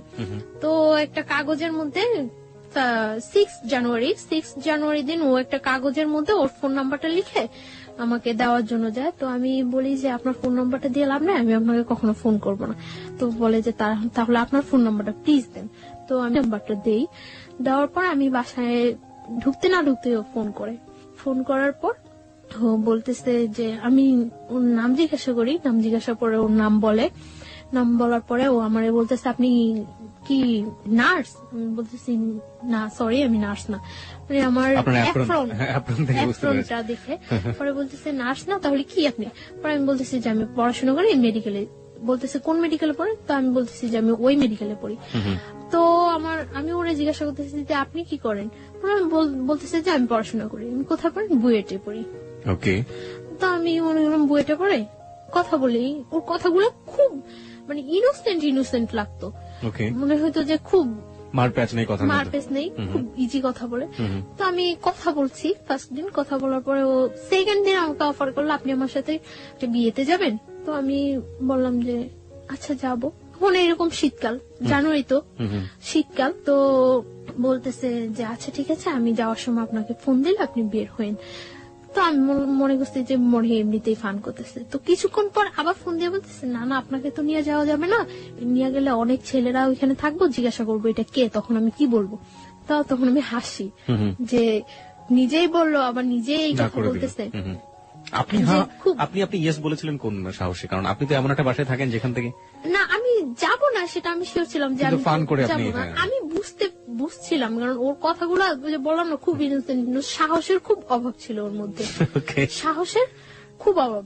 তো ও তখন আমি হাসার পরে আমি বলতেছি আচ্ছা ঠিক আছে আপনি যান, আমি এমনিতেও যাব না, এমনিতেও আপনার সাথে আমার 1st পরিচয়, আর তাছাড়া আমি কোথাও যাই না, আমি এমনিতেও যাবো না, আপনি যান এনজয় করেন। পরে ও বিয়েতে গেল, বিয়ে থেকে আসলো, আসে আবার রাত্রে আমাকে ফোন করলো। ফোন করার পর আমি ওর সাথে 1 মিনিট 2 মিনিট কথা বলি। তো এইভাবে 3-4 দিন কথা বলার পর জাস্ট রাত্রে যখন 12টা, 12:15, 1টা বাজে, তখন ও আমার সাথে কথা বলে 2 মিনিট, 1 মিনিট, 3 মিনিট এরকম কথা বলে এবং খুব একটা অস্থির একটা ভাব প্রকাশ করে। আমি মানে আমার মনের মধ্যে খুব কনফিউশন হয়, এরকম অস্থির কেন? তো এবং কি যেন বলে মোমবাতি, মোম। তো আমি করি যে ও কি কোনো নেশা টেশা করে রাত্রে। ওকে। একটা নেশাগ্রস্ত মানুষের কথা যখন তার ফিল হয় যে সে নেশা করা উচিত বা করবে, তখন একটা মানুষের বিহেভিয়ার দেখেই বোঝা যায়। তো ওর এরকম অস্থির অস্থির ভাবটা আমার কাছে খুব লাগে। তখন আমি কিউরিসিটি জাগে যে কি করে ও, কেন ও আমার সাথে 2-1 মিনিট কথা বলে রাখা দেয় বা এমন অস্থির অস্থির কেন। তো আমি এটা ওই টাইমটাই আমি ওরে বিশেষ করে ফোন দেই তখন রাত্রে যে কেন কি করে ও আমি এটা জানার চেষ্টা করি। তো এইভাবে কয়েকদিন চলে যায়। কয়েকদিন পরে ও একদিন, ওর বাইক আছে, ও একদিন আমার কলেজ থেকে আনতে যায়, সেটা আমার না বলেই যায়, ফোন করে যে আমি আসছি, আপনি আমার সাথে যাবেন। পরে আমি আচ্ছা ঠিক আছে দাঁড়ান। তো আমি বের হয়ে আসি, আসার পরে আমার নিয়ে আসে বলতে কি মানে আমার বাসায় ইজি নিয়ে যেতে পারতো, অনেকটা ঘুরায়। তো ও বলে যে আপনি জাস্ট আমার একটু সাপোর্ট করে বসেন, যাতে আপনি পড়ে না যান, আমার ভয় লাগতেছে যদি আপনি পড়ে যান। আমি বলি কোনো প্রবলেম নেই। মহাখালীর দিকে নিয়ে যায়। তো মহাখালী ফ্লাইওভার অনেক রাফ ড্রাইভ করে, জাস্ট এরকম একেবারে কাত হয়ে যায় একটু ধরার জন্য আপনাকে, মানে এরকম রাফ ড্রাইভ করতেছে। এমনিতেও ও সবসময় রাফ ড্রাইভ করে, একটু সুযোগ পাইলেই, রাস্তা একটু ফাঁকা পাইলেই এরকম করে। তো ফ্লাইওভারের উপরে একেবারে কাত হয়ে গেছে। তখন আমার কাছে একটু ভয় লাগছিল, তখন আমি এরকম কাঁধের উপর হাতটা রাখি। হাতটা রাখার পরে মানে এরকম করে অনেকটা ঘুরায়, মিরপুরের দিকে নিয়ে যায়, নিয়ে অনেকটা ঘুরে টুরে বাসার একটু দূরে বাসা থেকে নামায় দেয়। তো আমি বাসায় যাই, তারপরে এরকম কথা বলতে থাকে। তো ওই আমাকে বলে যে আপনি আমার ফ্রেন্ড হবেন। তো আমি বলছি আচ্ছা ঠিক আছে ফ্রেন্ড হবো। তখন কিন্তু আমি জানি না যে ও পড়াশোনা করে না বা কিছু। তখন আমি বলি যে আপনার ক্যাম্পাসটা তো কাছেই, আপনি কেন কলেজে যান না। তো বলে এই সমস্যা ওই সমস্যা, মারামারি করছে, এটা হয়েছে ওইটা হয়েছে, কিন্তু ও বলে না যে ও পড়াশোনা করে না বা করেই নেই, ওইটাও বলে না। তো তারপর ও এইভাবে চলতে থাকে, কিছুদিন যায়, ও বলে যে আপনি আমার ফ্রেন্ড হন। তো আচ্ছা ফ্রেন্ডশিপ করলাম ওর সাথে। ফ্রেন্ডশিপ করার পরে মানে কয়েকদিন যায় ভালোই। তো ও বলতেছে যে ফ্রেন্ড থেকে তারপরে চিন্তা পরে করবো, আগে ফ্রেন্ড। আপনার বাসায় বুঝতে পারতাম এগুলো যে আপনি যেখানে আছেন, যেভাবে আছেন, আপনার তো যিনি আপনাকে জোর করে বিয়ে করেছেন তারও তো বোঝার ব্যাপার ছিল, সেও বুঝতে পারতো না? কেউ বুঝতে পারতো না। আমি সবসময় মানে আউটসাইডে বাইরে গিয়ে ওর সাথে বেশি কথা বলতাম, আর রাতে 2-1 মিনিট কথা বলতাম। তো একদিন আমরা ধানমন্ডি লেকে নিয়ে যায় আমাকে কলেজ থেকে, মানে কথা বলতে থাকে। তো কথার মধ্যে আমি হঠাৎ দেখি ও সিগারেট খাচ্ছে। তো তখন আমি করি যে ও স্মোক করে।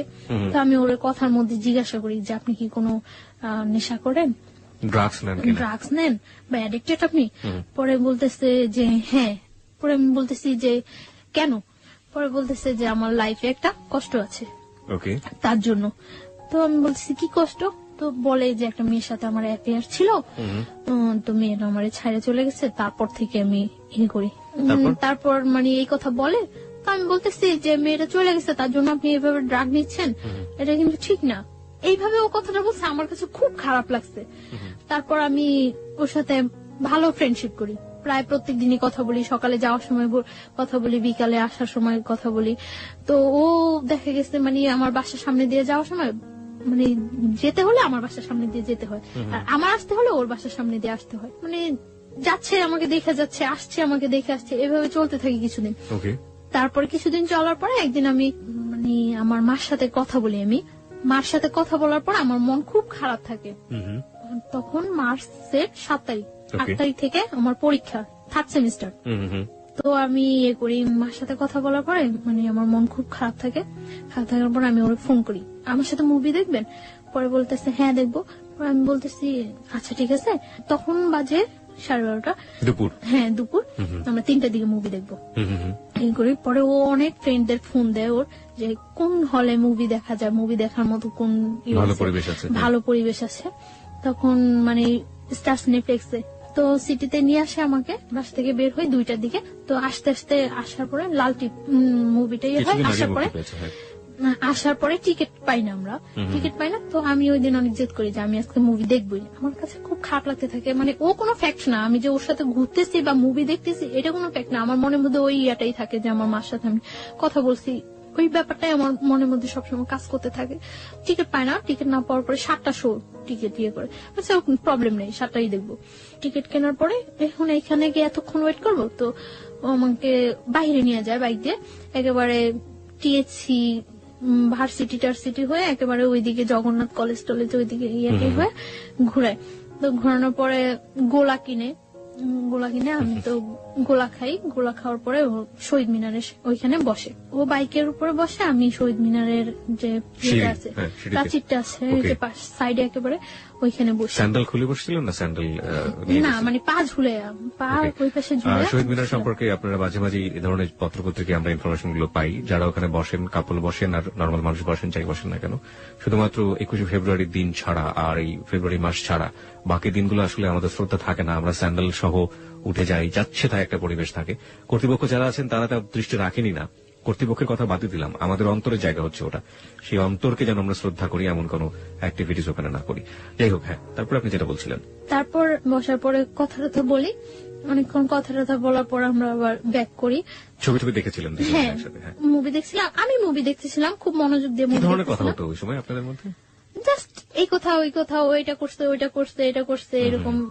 তো ও কখনো আমার সম্পর্কে জানতে চায়নি, আমার ফ্যামিলি ব্যাকগ্রাউন্ড বা কখনো জানতে চায়নি, আর আমি আমার ফ্যামিলি ব্যাকগ্রাউন্ড ওর কাছে সব সত্যই বলছি। ফ্যামিলি বলেছেন, বাট আপনার যে বিয়েটা হয়েছে শুধু এটাই বলি, এই পার্টটা আপনি বলেন, এই পার্টটা বলিনি। তো আমি এখানে কোথায় থাকি সেটা ও কখনো আমার কাছে জানতে চায় না। আমরা মুভি দেখি, আমি মুভিটা খুব মনোযোগ দিয়ে দেখি এবং ভালো লাগে আমার কাছে মুভিটা।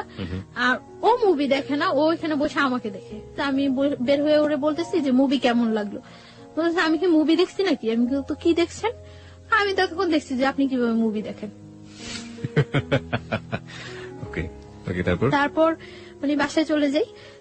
বাসায় চলে যাওয়ার পর মানে আমরা বাইরে খাইটা বাসায় চলে যাই। চলে যাওয়ার পর ও রাত্রে আমাকে 1:30টার দিকে ফোন দেয়, আমি পড়তে থাকি, তখন ফোন দিয়ে ও আমাকে মানে একসাথে মনে হয় যে আমরা শীট দেখলে মুখস্থ করে পড়া বলি না টিচারদের কাছে, একসাথে ওরকম মনে হয় যেন কোনো শীট মুখস্থ করে একসাথে ও আমাকে বলে যে আমি তোমাকে পছন্দ করি, এরকম এরকম এরকম সব একসাথে এক চান্সে মুখস্থ করলে। এক চান্সে মুখস্থ। তো আমি আশ্চর্য হয়েছি যে এটা ছোটবেলা আর পিছনের বাড়ি থেকে মা চিল্লাতো, এই পড়িস না কেন, ওরকম ছোটবেলার কথা মনে পড়ে গেল আপনার কথা। হ্যাঁ, একসাথে বলতো। কি আশ্চর্য, এটা কি কোনো বলার ওয়ে? তো আমি চুপ করে থাকি। পরে বলতেছে তুমি আমার পরে জানাও।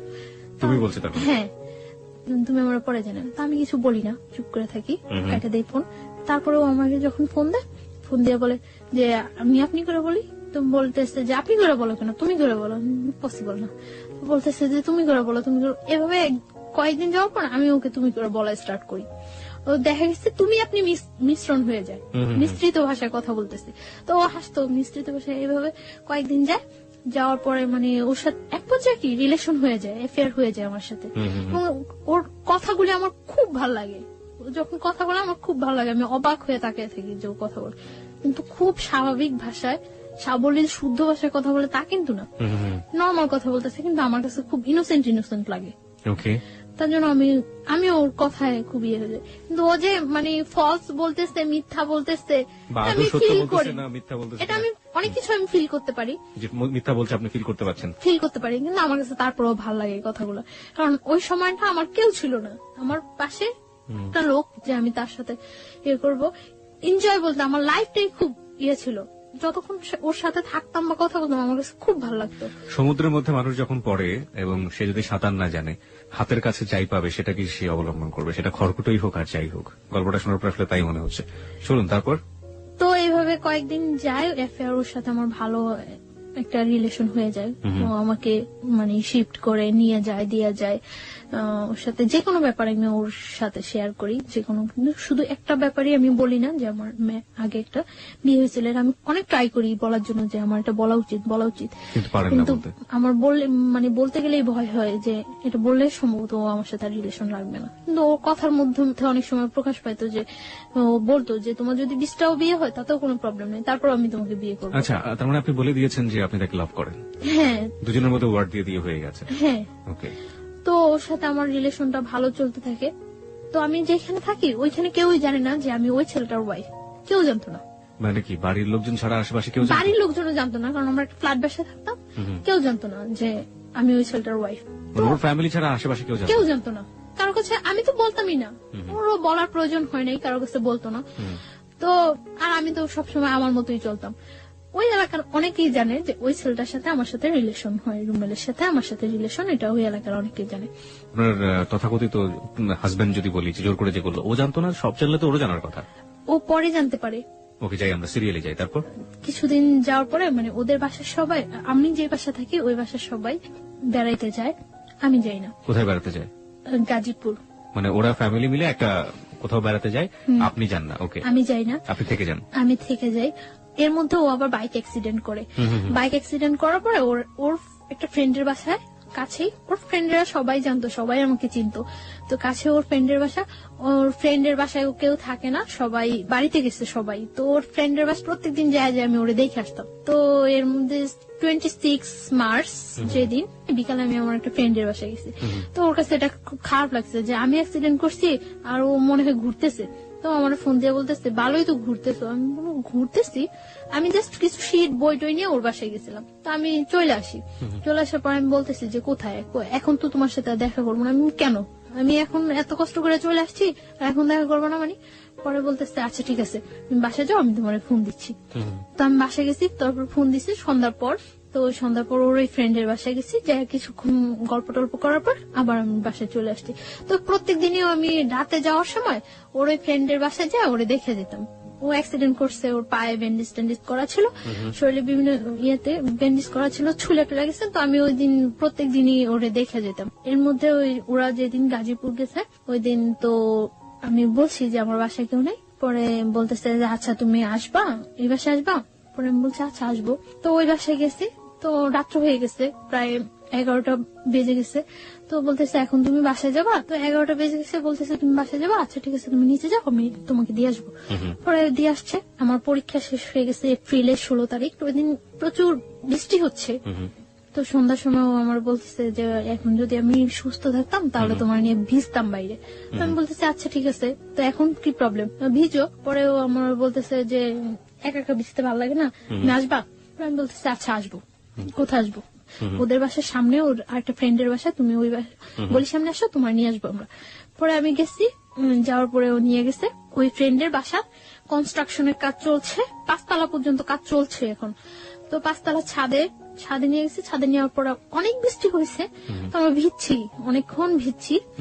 ভিজার পর খুব ভালো লাগছিল, অনেকদিন পর মনে হয় একেবারে একটা রিল্যাক্স, খুব খুব এনজয় করছি আমি। ভিজার পর ঠান্ডা লাগতেছিল। 5 তলাটা যে হচ্ছে ওই রুম গুলোর ভিতরে ঢুকে গেছি।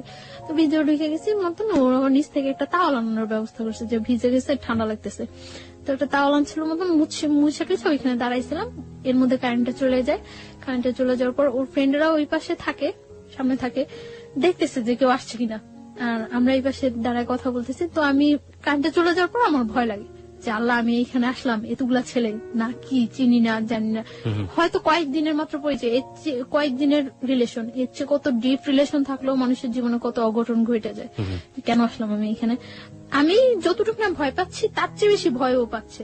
ও আমাকে প্রচুর ভয় পেত, এটা আমার কাছে সবচেয়ে ভালো লাগতো, খুব ভয় পেত আমার। ওকে, মেয়েরা কি আসলে এটা লাইক করে কিনা? মানে ছেলেরা তাদের দেখে ভয় পাবে, ইনফ্যাক্ট কাছের মানুষ তাদের দেখে ভয় পাবে, হয়তো লাইক করে না, আমি পরে ওকে জিজ্ঞাসা করছিলাম যে তুমি আমার ভয় পেতে কেন? আমি তোমার ভয় পেতাম না, জাস্ট সম্মান করতাম যে আমি যদি তোমার সাথে ভুলেও কোনো ফল্ট করে থাকি তাহলে যদি তুমি চলে যাও, এর জন্য আমি তোমার ভয় থাকতাম। তারপরে কি হলো ওই সময়টা? ওটা বলেন, ওটা নিয়ে লোকজন খুব বেশি আগ্রহ পোষণ করছে যে ওই সময় কি হচ্ছে, সো রোমান্টিক সিচুয়েশন।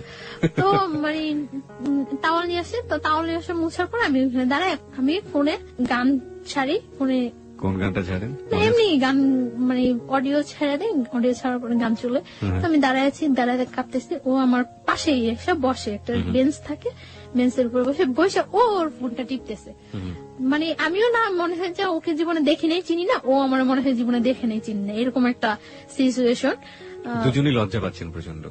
আমি ভয় পাচ্ছি, আমি তো চেহারার দিকে তাকাইতেছি না যে ও কি পাইতেছে, ভয় পাইতেছে না হাসতেছে না কাঁপতেছে, আমি এটা দেখতেইছি না। আমি ভয় পাইতেছি আর খুব প্রকাশ করতেছি যে ওর দিকে আমার কোনো মনে নেই। আমি ফোনে গান ছাইরা ফোন টিপাটিপি করতেছি আর বলতেছি আল্লাহ কতক্ষণ বৃষ্টিটা থামবো, আমি বাসায় যাবো, কতক্ষণ থামবো। আর বলতেছে একটা ছাতা আনো না, আমি বাসায় যাই, একটা ছাতা আনো না। ওরা বলতেছে এখন আমি ছাতা আনতে হয়ে যাবো, আর এত বৃষ্টির মধ্যে তুমি বের হইলেও সমস্যা কেউ দেখলে, তার চেয়ে বরং বৃষ্টিটা কমুক তারপরে যাও। তো সন্ধ্যার পর আর কি বিজলি চমকাইতেছে বাইরে, অনেক বিদ্যুৎ চমকে দিচ্ছে, ভয় লাগতেছে।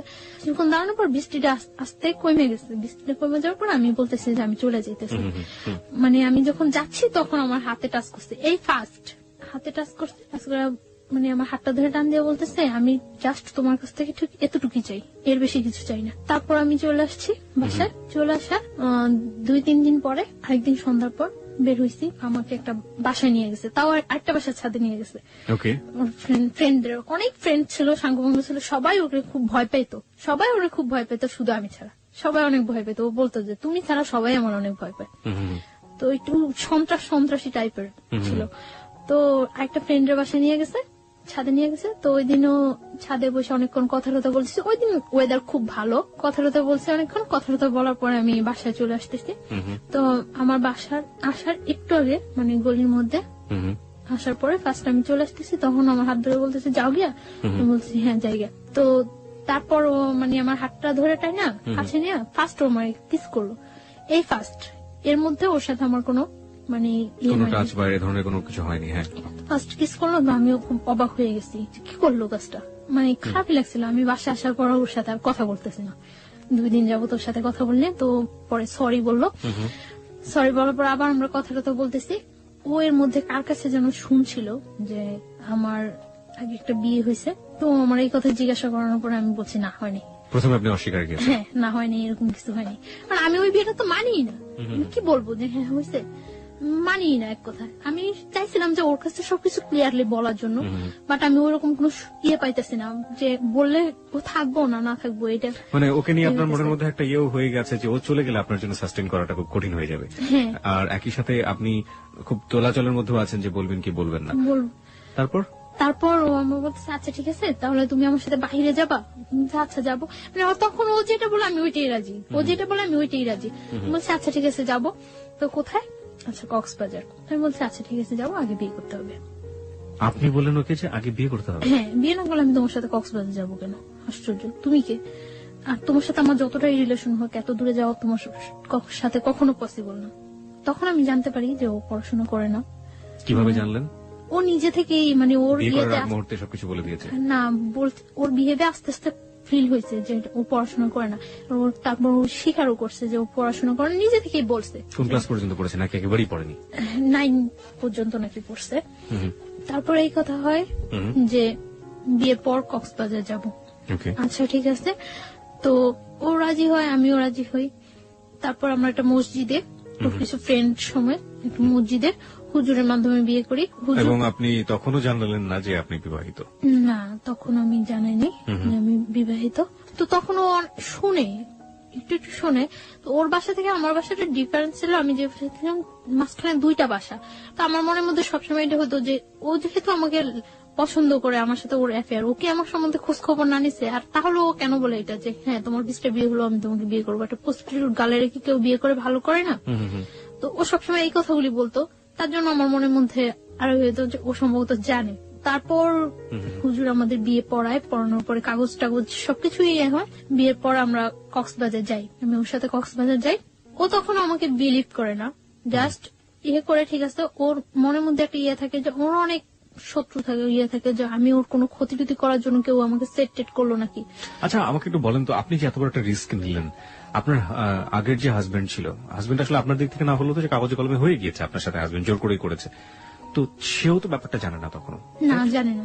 তো আপনার কি মনে হয়নি কখনো যে আপনি যে রিস্কটা নিচ্ছেন, যে ঝুঁকিটা নিচ্ছেন, এটা এক ধরনের আপনাকে ডিজাস্টার করে দিবে বা একটা বড় ধরনের সমস্যায় ফেলবে? আমার তখন ওর ছাড়া আমার মাথার মধ্যে কিছুই ছিল না। আর ও যেটা বলতো আমি ওটাই হ্যাঁ, ও যেটা বলতো না করতো ওইটা না। এবং আমার সবসময় ছিল যে যাই হোক আমার ওকে প্রয়োজন আমার। এবং যেটা হয়েছে যে আপনার আশঙ্কা হয়েছে যদি আমি বলি আমি বিবাহিত, যদি ওকে হারাই, এবং সেই কারণে আপনি গোপন করে গেছেন, তাই তো? গোপন করে গেছি। ওকে, যান। তারপর আমরা কক্সবাজার যাওয়ার জন্য বাসে উঠি। বাসে উঠার পর ও আমার ফোনটা নিয়ে অফ করে দেয়, কারণ ওর মনের মধ্যে একটা শঙ্কা থাকে যে কেউ আমাকে আবার ওর কাছে পাঠাইলো নাকি, সেট করলো নাকি। কারণ ও বিভিন্ন সাইডে ও অ্যাডজাস্ট। ওকে। তার জন্য মানে আমি ওগুলো কিছুই জানতাম না যে আগে। ও আচ্ছা, বিভিন্ন সাইডে অ্যাডজাস্ট। সুতরাং ওর মনে আশঙ্কা হয়েছে যে কোনোভাবে গোয়েন্দাগিরি করুক বা কোনো ধরনের ক্ষতি করার জন্য ওকে ইনভলভ করে দিল কিনা, হ্যাঁ এই ধরনের। তার জন্য ও তখন মানে কাবিন করে ইয়ে করে নেই, রেজিস্টার করে ইয়ে করে বিয়েটা করেনি, শুধুমাত্র মসজিদে গিয়ে বিয়েটা করেছে। হুজুর দিয়ে ইয়ে করে বিয়ে করছে যে ও কক্সবাজার যাওয়ার পর শিওর হবে ওকে, যে ও কোনো ক্ষতি তো- করবেন না আপনি। হ্যাঁ, আমরা বাসে যাই, যাওয়ার পরে তো তারপর হোটেলে উঠি। দিন আমরা বিকালে সি বিচে ঘুরি, সি বিচে ঘুরে আসার পর রাত্রে ওর সাথে আমার কথা হয়। মানে তখন তো আমরা হাজবেন্ড ওয়াইফ, জি। শরীয়ত মতে হাজবেন্ড ওয়াইফ। তো ফার্স্ট রাত্রে কথা, অনেকক্ষণ কথাটাতে হওয়ার পর তারপর খুব জার্নি করে যাই তো, প্রায় মানে যেখানে আমরা কক্সবাজার পৌঁছানোর কথা সকালে, ওইখানে আমাদের প্রায় 3:30 4টা বেজে যায় Okay. কক্সবাজার পৌঁছাতে, এবং যাওয়াটা খুব জার্নি হয়ে যায়, এবং যে পথের মধ্যে বাস নষ্ট হয় অনেক, তার জন্য মানে তোকে সময় লেগে যায় অনেক। হ্যাঁ তারপর খুব ক্লান্ত লাগে, তো আমরা শুয়ে পড়ি।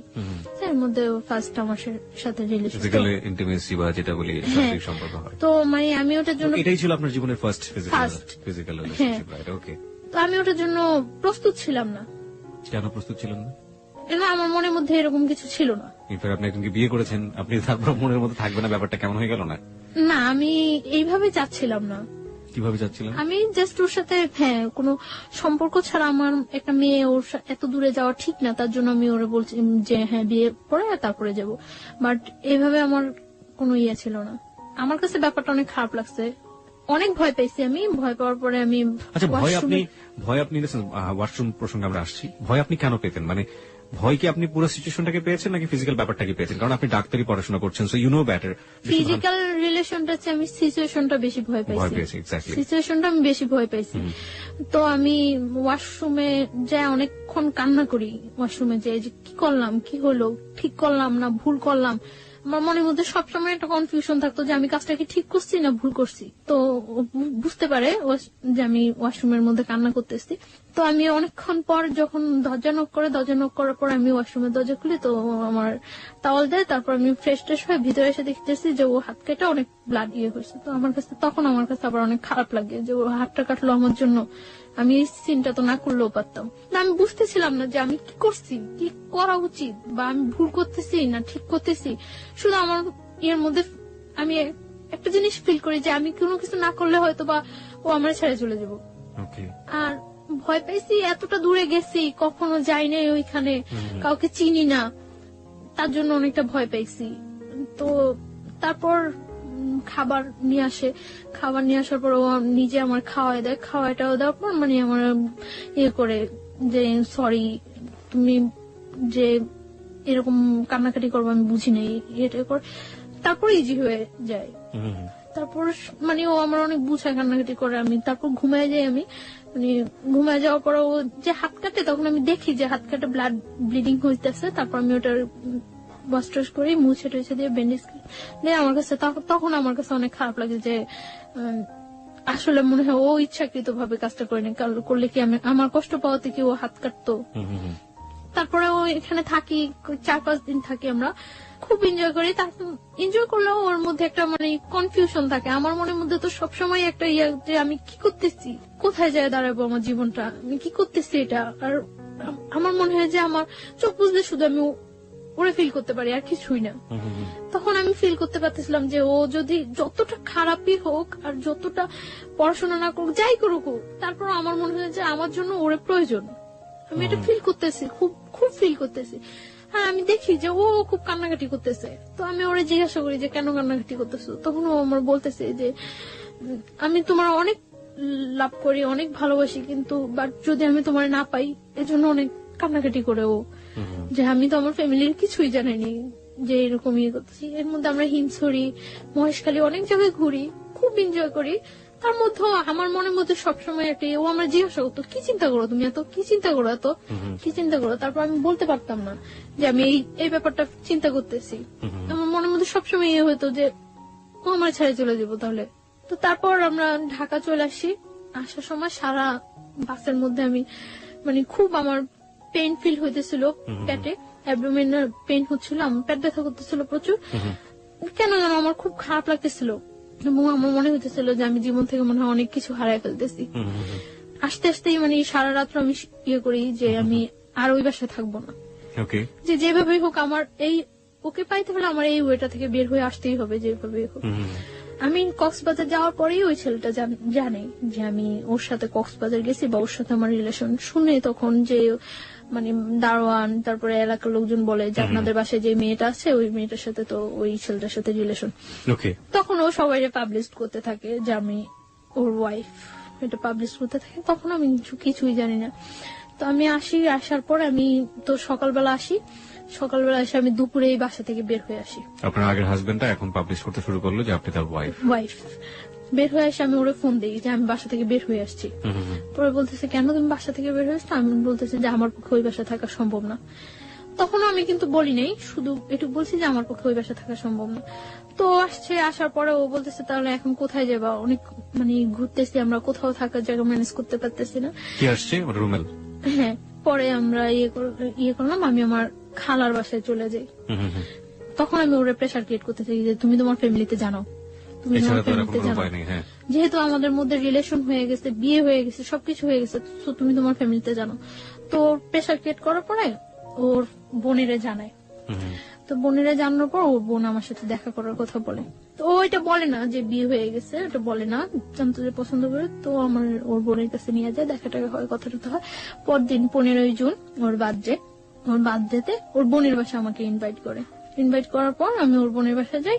সবাই খুব ইজি মাইনা নেয়, সবাই বুঝে না আসলে যে রিলেশনটা এত ডিপলি, এটা কেউ বুঝে না, মনে করে যে হয়তো বা থাকবে কি থাকবে না, ফ্রেন্ডশিপ আছে, গার্লফ্রেন্ড বয়ফ্রেন্ড মাইনে নেয় ইজিলি। তো ওর বোনের বাসায় যাওয়ার পর ওই বাসায় দুপুরে আমি লাঞ্চ করার পর বিকালে ওর বোনের হাজবেন্ড, ওর যে দুলাভাই, করে না, সাপোর্ট করে না। তো বিকালে আমি কেক টেক কাটার পর সন্ধ্যা রাত্রেও আমার দিতে আসে।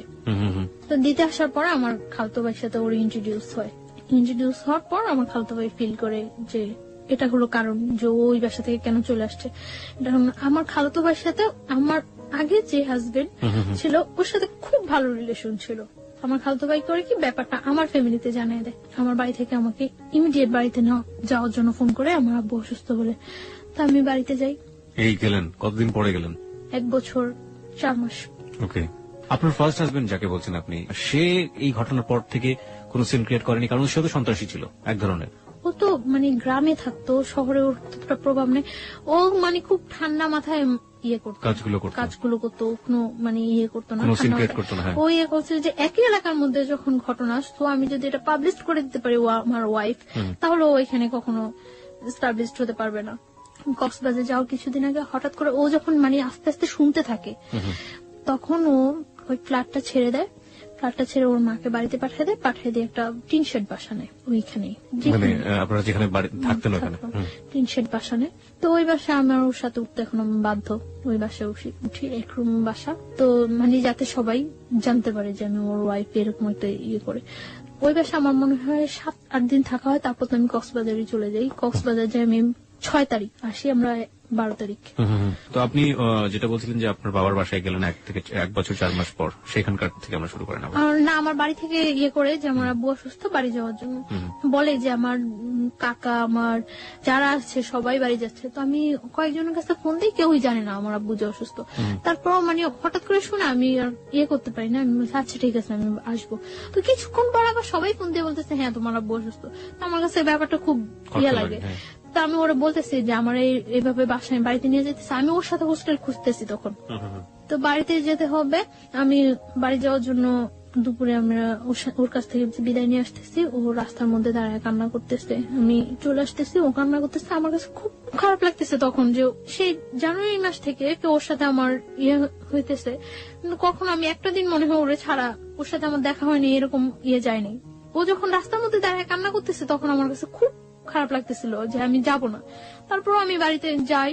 যখন আমি লঞ্চে উঠার পর মানে কিছুটা যাওয়ার পর আমি জানতে পারি যে আমার খালতো ভাইটা ফিক করে আমাকে বাড়িতে নিয়ে যাচ্ছে। তখন আমার মানে লঞ্চের মধ্যে বলতেছে যে তুই যে কাজটা করছো কাজটা কি ঠিক? আমার খালতো ভাইটা আমার 6 মান্থের ছোট। তো ও যে আমাকে লাইক করতো, পছন্দ করতো, সেটা আমি কিছুই জানতাম না। আমি হঠাৎ দেখতেছি ও আমার পা ধরে বলতেছে যে আমি তোর অনেক ভালোবাসতাম, তুই যে এই কাজটা করবি আমি কখনো বুঝিনি। হ্যাঁ, আশ্চর্য হয়ে যায় যে ও কি বললো এটা। পরে আমি বলছি কি কাজ? পরে বলতেছে তুই এইরকম একটা ছেলের সাথে করতেছ, তুমি করতেই পারি, এটা আমার life. Let me ask you one thing.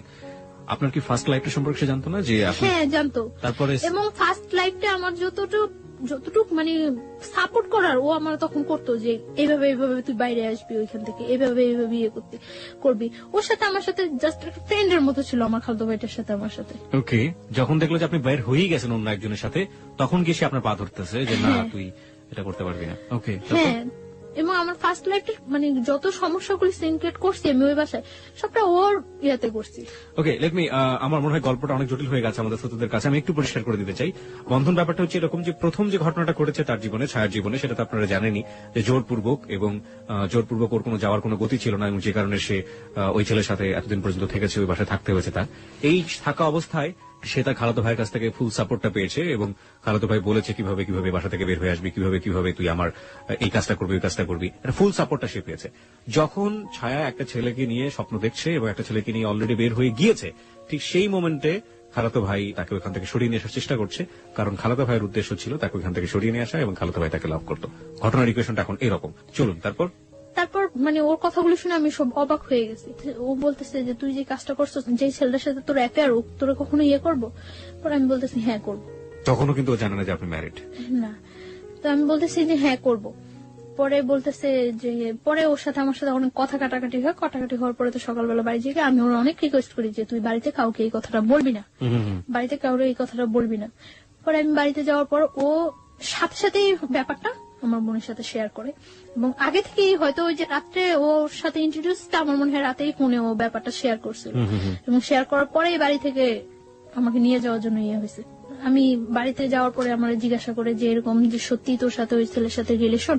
পরে আমি বলি যে না, আমার সাথে এরকম কোন ছেলের সাথে, কারণ আমি জানি যে ওইখান থেকে আমার আসতে হলে এটা আমার যেভাবে হোক চাপাই যেতে হবে। তো তারপরে কি করে আমার ফোন থেকে ওই নাম্বারটা, রুমেলের নাম্বারটা আমার বাড়ির সবাই সেন্ড করে দেয়, এবং তখন বাড়ি থেকে রুমেলের ফোন দেয়। ফোন দিয়ে রুমেলের বলে যে তুমি কি জানো ওর যে আগে একটা বিয়ে হয়েছিল?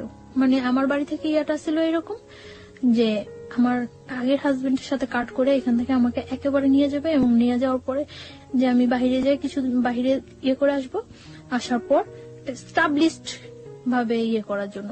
কিন্তু আমার খালতো ভাই ওটা ইয়ে করে যে ওই ছেলেটা পড়াশোনা করে না, বা দেখতে ইয়ে না, দেখতেও ততটা ইয়ে না, রুমেল ঢাকার ছেলে, তার জন্য সব দিক দিয়ে ওকে ডিসলাইক করানো, মানে আর আমার খালতো ভাইটা সবাই খুব পছন্দ করে, আমার ফ্যামিলি ছাড়াও সবাই খুব পছন্দ করে ওরে। আমি ওরা অনেকবার রিকোয়েস্ট করছিলাম যে তুই বাড়িতে বলবি না। ও কি করছে, বাড়িতে যা ফোন নাম্বারটা দিয়ে দেওয়ার পর রুমেলের ফোন করছে। আমার মা ফার্স্ট ফোন দেওয়ার পর, রুমের ফোন রিসিভ করার পর বলতেছে আমি মানে আমার আগের হাজবেন্ডের বলতেছে যে আমি ওই লোকটার শাশুড়ি। তো অবাক হয়ে গেছে যে কি বলতেছে। তো ও মা বলে কথা বলছে, কথা বলার পরে মানে আমার বাড়ি থেকে বলে দিচ্ছে যে আমি ম্যারিড।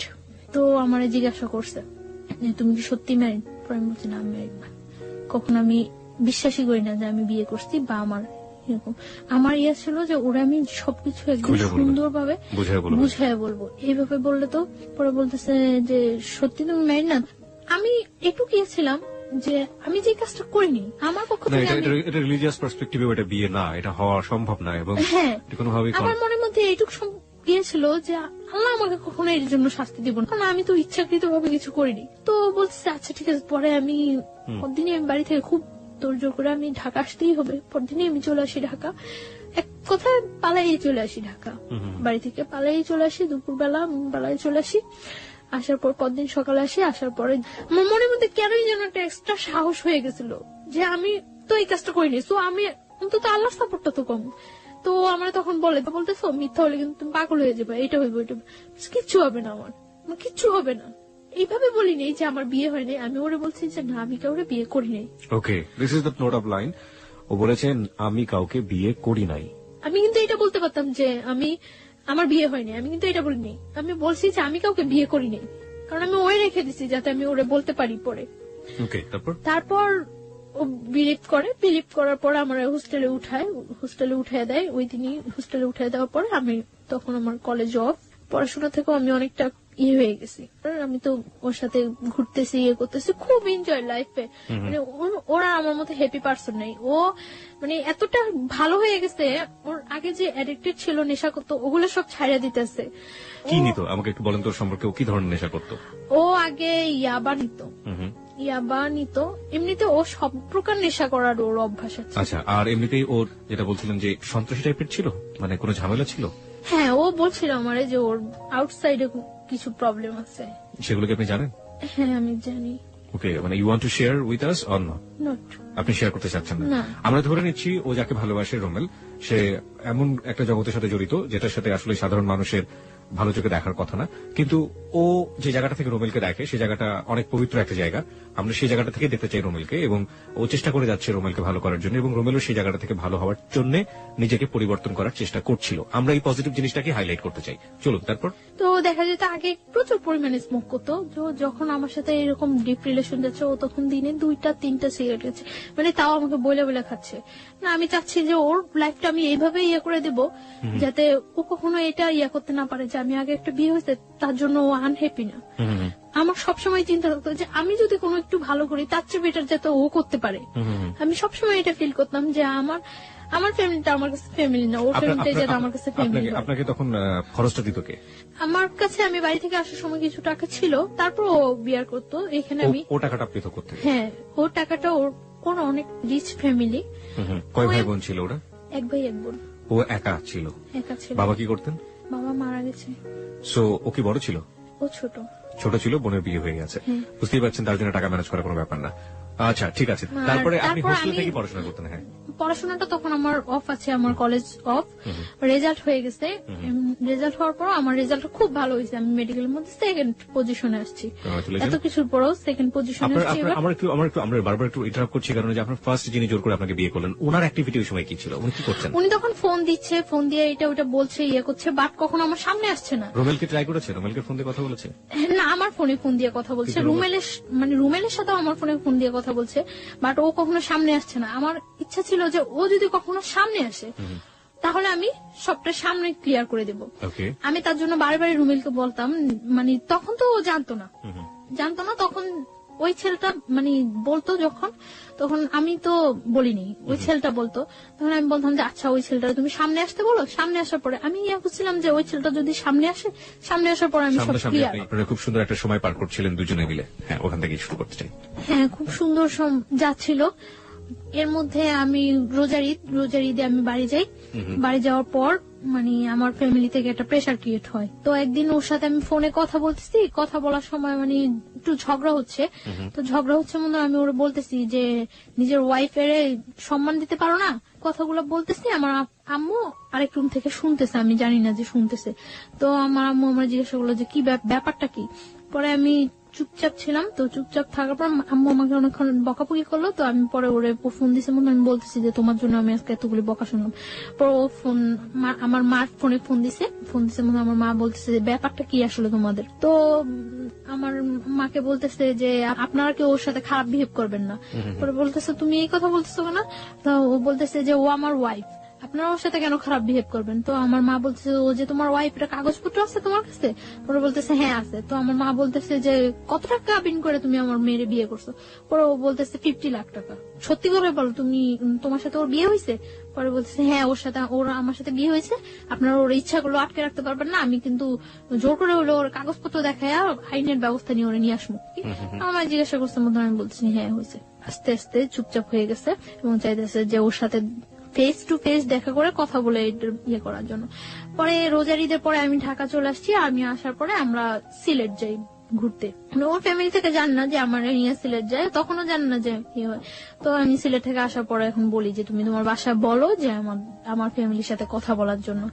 তো ওর বাসার কিছুতে এটা বলতে পারে না। আমি ওর বাসায়ও যাই, তখন ওর বাসায়ও যাতায়াত করি, ফ্যামিলির সবার সাথে আমার সাথে পরিচয় আছে। তো আমি একদিন ওর বাসায় যাই। বাসায় যাওয়ার পরে আমার সামনে ওর বোনের আমি সিরিয়াসলি বলি, বাট ও হাসতেছে। তো ওর বোন এটাও ততটা সিরিয়াসলি নেয় না। কিছুদিন পরে আমার আব্বু আম্মু ঢাকা আসে। আমার মার সাথে ফেস টু ফেস দেখা করার পর আমার মা বলছে ওরা যে তুমি কি করতে চাও এখন? তো কি করে ও আমার বলে যে কাগজপত্র ইয়ে করে আমরা কাজী দিয়ে ইয়ে করি, রেজিস্ট্রেশন করি। আচ্ছা ঠিক আছে, ওকে। অগাস্টের 12 তারিখ আমরা বিয়ে করি। ও বলে যে 1 লাখ টাকা কাবিন করবো। আমি সেটাই রাজি হয়ে যাই, কারণ আমার মনের মধ্যে কোনো টাকাটা কোনো ফ্যাক্টই ছিল না। ও ও বলে যে 1 লাখ টাকা কাবিন করবো, আমি ওকে ডান 1 লাখ টাকা কাবিন। ওরা যেভাবে ইয়ে করছে, ওর ফ্রেন্ড নিয়ে গেছে, যেভাবে ইয়ে করছে ওইভাবে। তো বিয়ে করার পরে ও এখন আর আমার বাইরে রাখবো না, ওকে, ওর বাসায় নিয়ে যাবে। তো আমি চাইছিলাম যে তখন কিছুদিন বাইরে থাকি এবং ওর সাথে আমি ব্যাপারটা শেয়ার করি, কিন্তু ও খুব তো জোর করে বাসায় নিয়ে যাওয়ার জন্য ওর দুলাভাই ওরে বলে যে বিয়ে যখন করছো তখন বউ বাইরে রাখবা কেন। ওর বোন এর আগে আমার ফোন দেয়, বাসায় যাওয়ার আগে ওর বোন আমার ফোন দেয়, ফোন দিয়ে বলে যে তুমি আইসো না বাসায়, তুমি আইসো না, ও কোনো কাজ করে না, তোমার কি খাওয়াইবো, তোমার খাওয়াইতে হইলে আমাকেই খাওয়াইতে হইব, তুমি এখন আইসো না। আমি তখন মনে মনে ফিল করতেছিলাম যে ও যদি কিছু নাও করতে পারে কখনো, আমি তো করতে পারবো। ও যদি কিছু নাও করে, আমি ওর মতো ওর ফ্যামিলিতে বিয়ার করা আমার পক্ষে কোনো ইয়ে হবে না, যেহেতু আমি ইয়েটা কন্টিনিউ করতেছি এবং আমার রেজাল্টটা এত ভালো, তো আমার এটা কোনো প্রবলেমই হবে না। তো ও নিতে আসে আমারে হোস্টেলের ওইখানে, তো আমি যাই ওর সাথে, বাসায় যাই। ওর বাসায় যাওয়ার পরে ওর মা কিছুতেই আমার সাথে ইয়ে করতেছে না।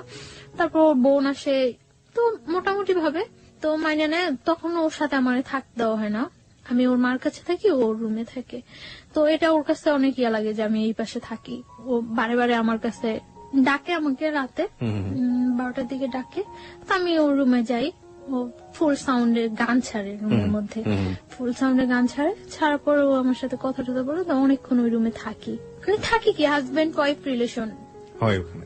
হ্যাঁ, তারপর আমি বলি যে মাকে মিন করবো, আমি চলে যাই।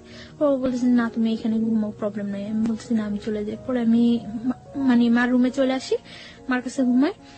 তো এভাবে 3 দিন চলে যায়। 3 দিন পরে ওই এলাকার লোকজন আস্তে আস্তে জানতে থাকে, মানে সবাই তখন যখন বউ দেখতে আসে সবাই আস্তে আস্তে এইভাবে, তো আস্তে আস্তে ওই এলাকার লোকজন জানতে পারে যে আমার সাথে ওর বিয়ে হয়েছে। তো এলাকার লোকজন বলে যে এই মেয়েটার আগে একটা বিয়ে হয়েছে, এরকম ইয়ে করে। মানে ওই বাসায় কেউ এটা খুব স্বাভাবিক ভাবে তো মানেই না, খুব অস্বাভাবিক হয়ে যায় সবাই, অস্বাভাবিক হয়ে যায়। তারপর আমি ওরে বলি যে তুমি কি চাও, তুমি আমার রাখতে চাও নাকি, রাখতে চাইলে চলো আমরা এখান থেকে অন্য কোথাও চলে যাই, সবকিছু সিচুয়েশন ঠিক হয়ে গেলে তারপর চলে আসবো। ওরা আমি এটা বলি, ও আমার ফুললি সাপোর্ট দেয়।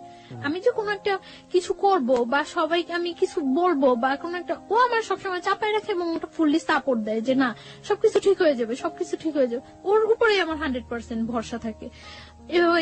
হইতেছে আমার বাড়িতে ফোন করছে, ওর বোন দুলাভাই ফোন করছে, ফোন করে নাকি আমার বাড়িতে অনেক হুমকি টুমকি দিয়ে থ্রেট করে যে আমি এখানে আসছি, আমার যে কোনো একটা প্রবলেম করবো, আমার এসে নিয়ে যাওয়ার জন্য ইয়ে করে।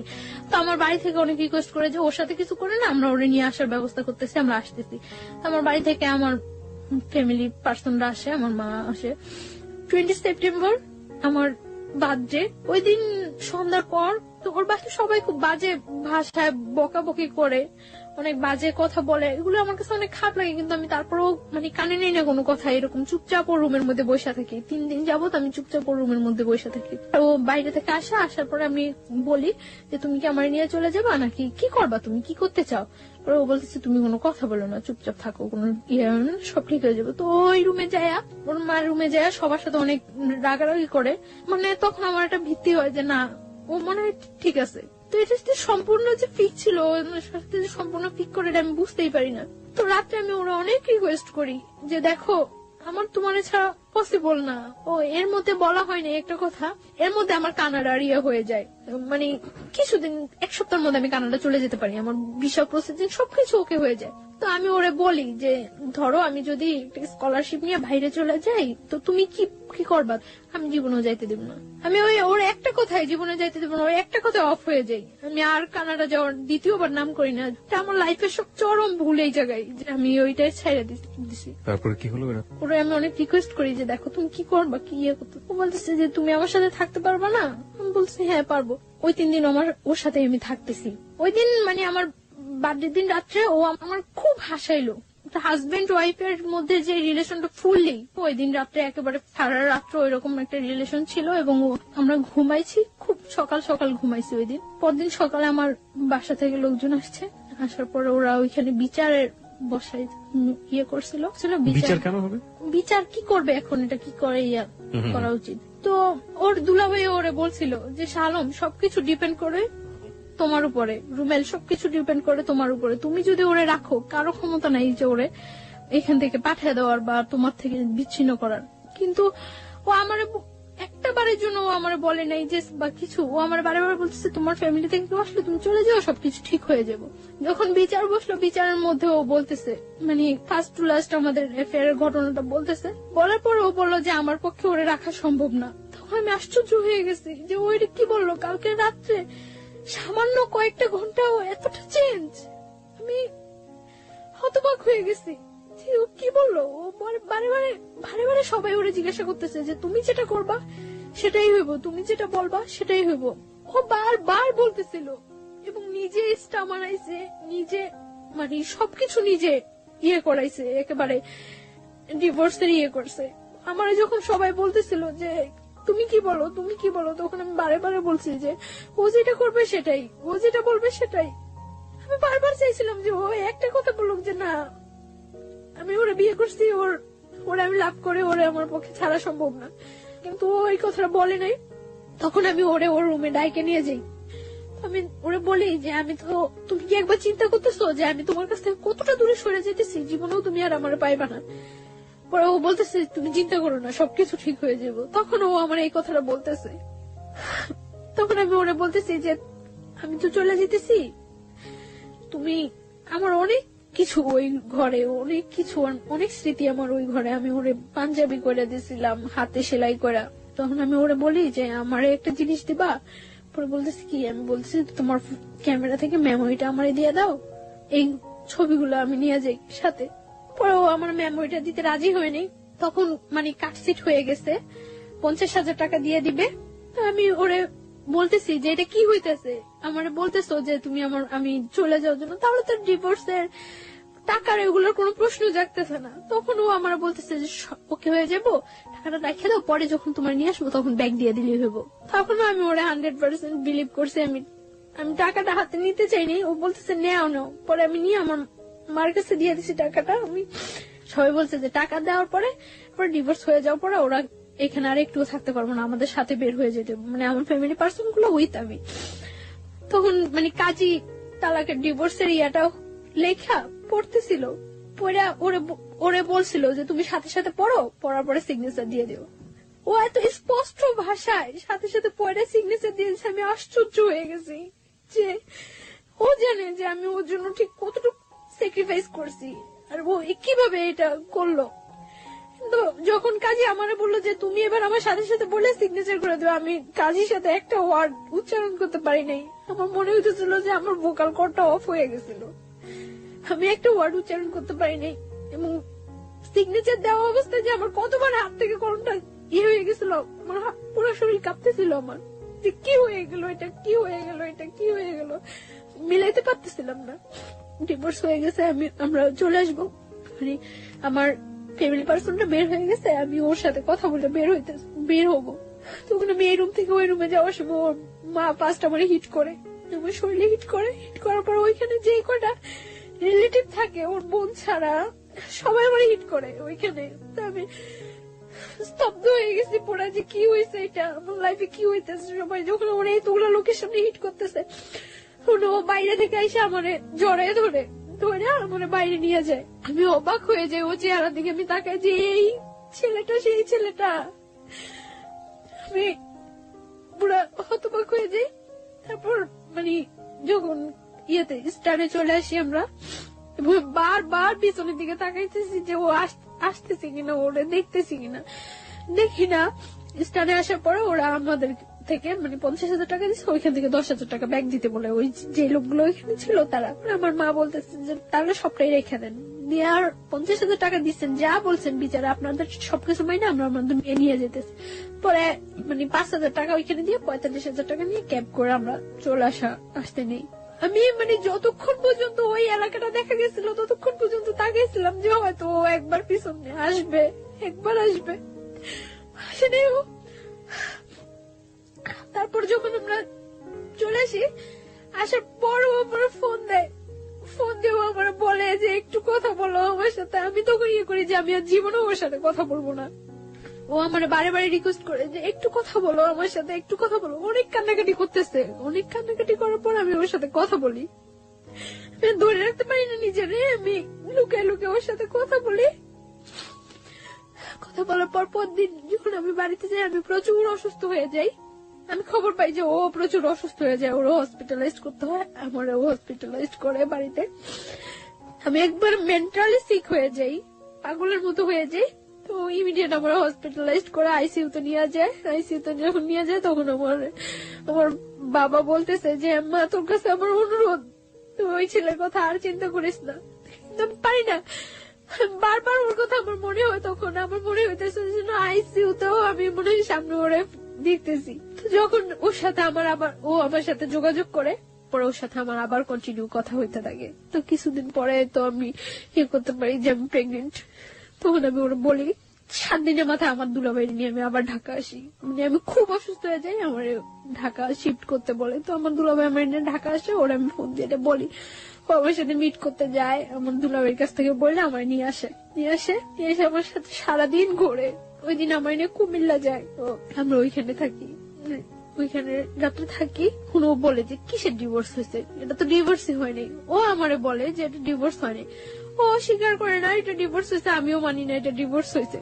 আমরা দুইজনের মেলা, আমি ওরে হলুদ দেই, ও আমার হলুদ দেয়, এবং আমরা ওই দিন বাসর ঘরটা সাজাই সুন্দর করে, রুমের মধ্যেই দুইজনে মিলেই ওইখানে আমরা করি। তারপর পরদিন আমি চলে আসার পরে আমার ডাক্তারটাকে দেখা বাড়িতে নিয়ে যায়। তখন আমার মানে যাওয়ার সময় আমার দুলাভাইয়ের সাথে কথা বলে। আমার মনে আছে ও ওই দিন কি পরিমাণ কান্না করে, ও আমার দুলাভাইয়ের কাছে হাত জোর করে রিকোয়েস্ট করে যে যাতে আমার কোনো কিছু না করে, ও আমার নিয়ে আসবো। অনলি কোরবানির ঈদ পর্যন্ত ও সময় চায় দুলাভাইয়ের কাছে, হাত জোর করে রিকোয়েস্ট করে। পরে আমার দুলাভাই তো কিছুতেই এটা আর করবো না।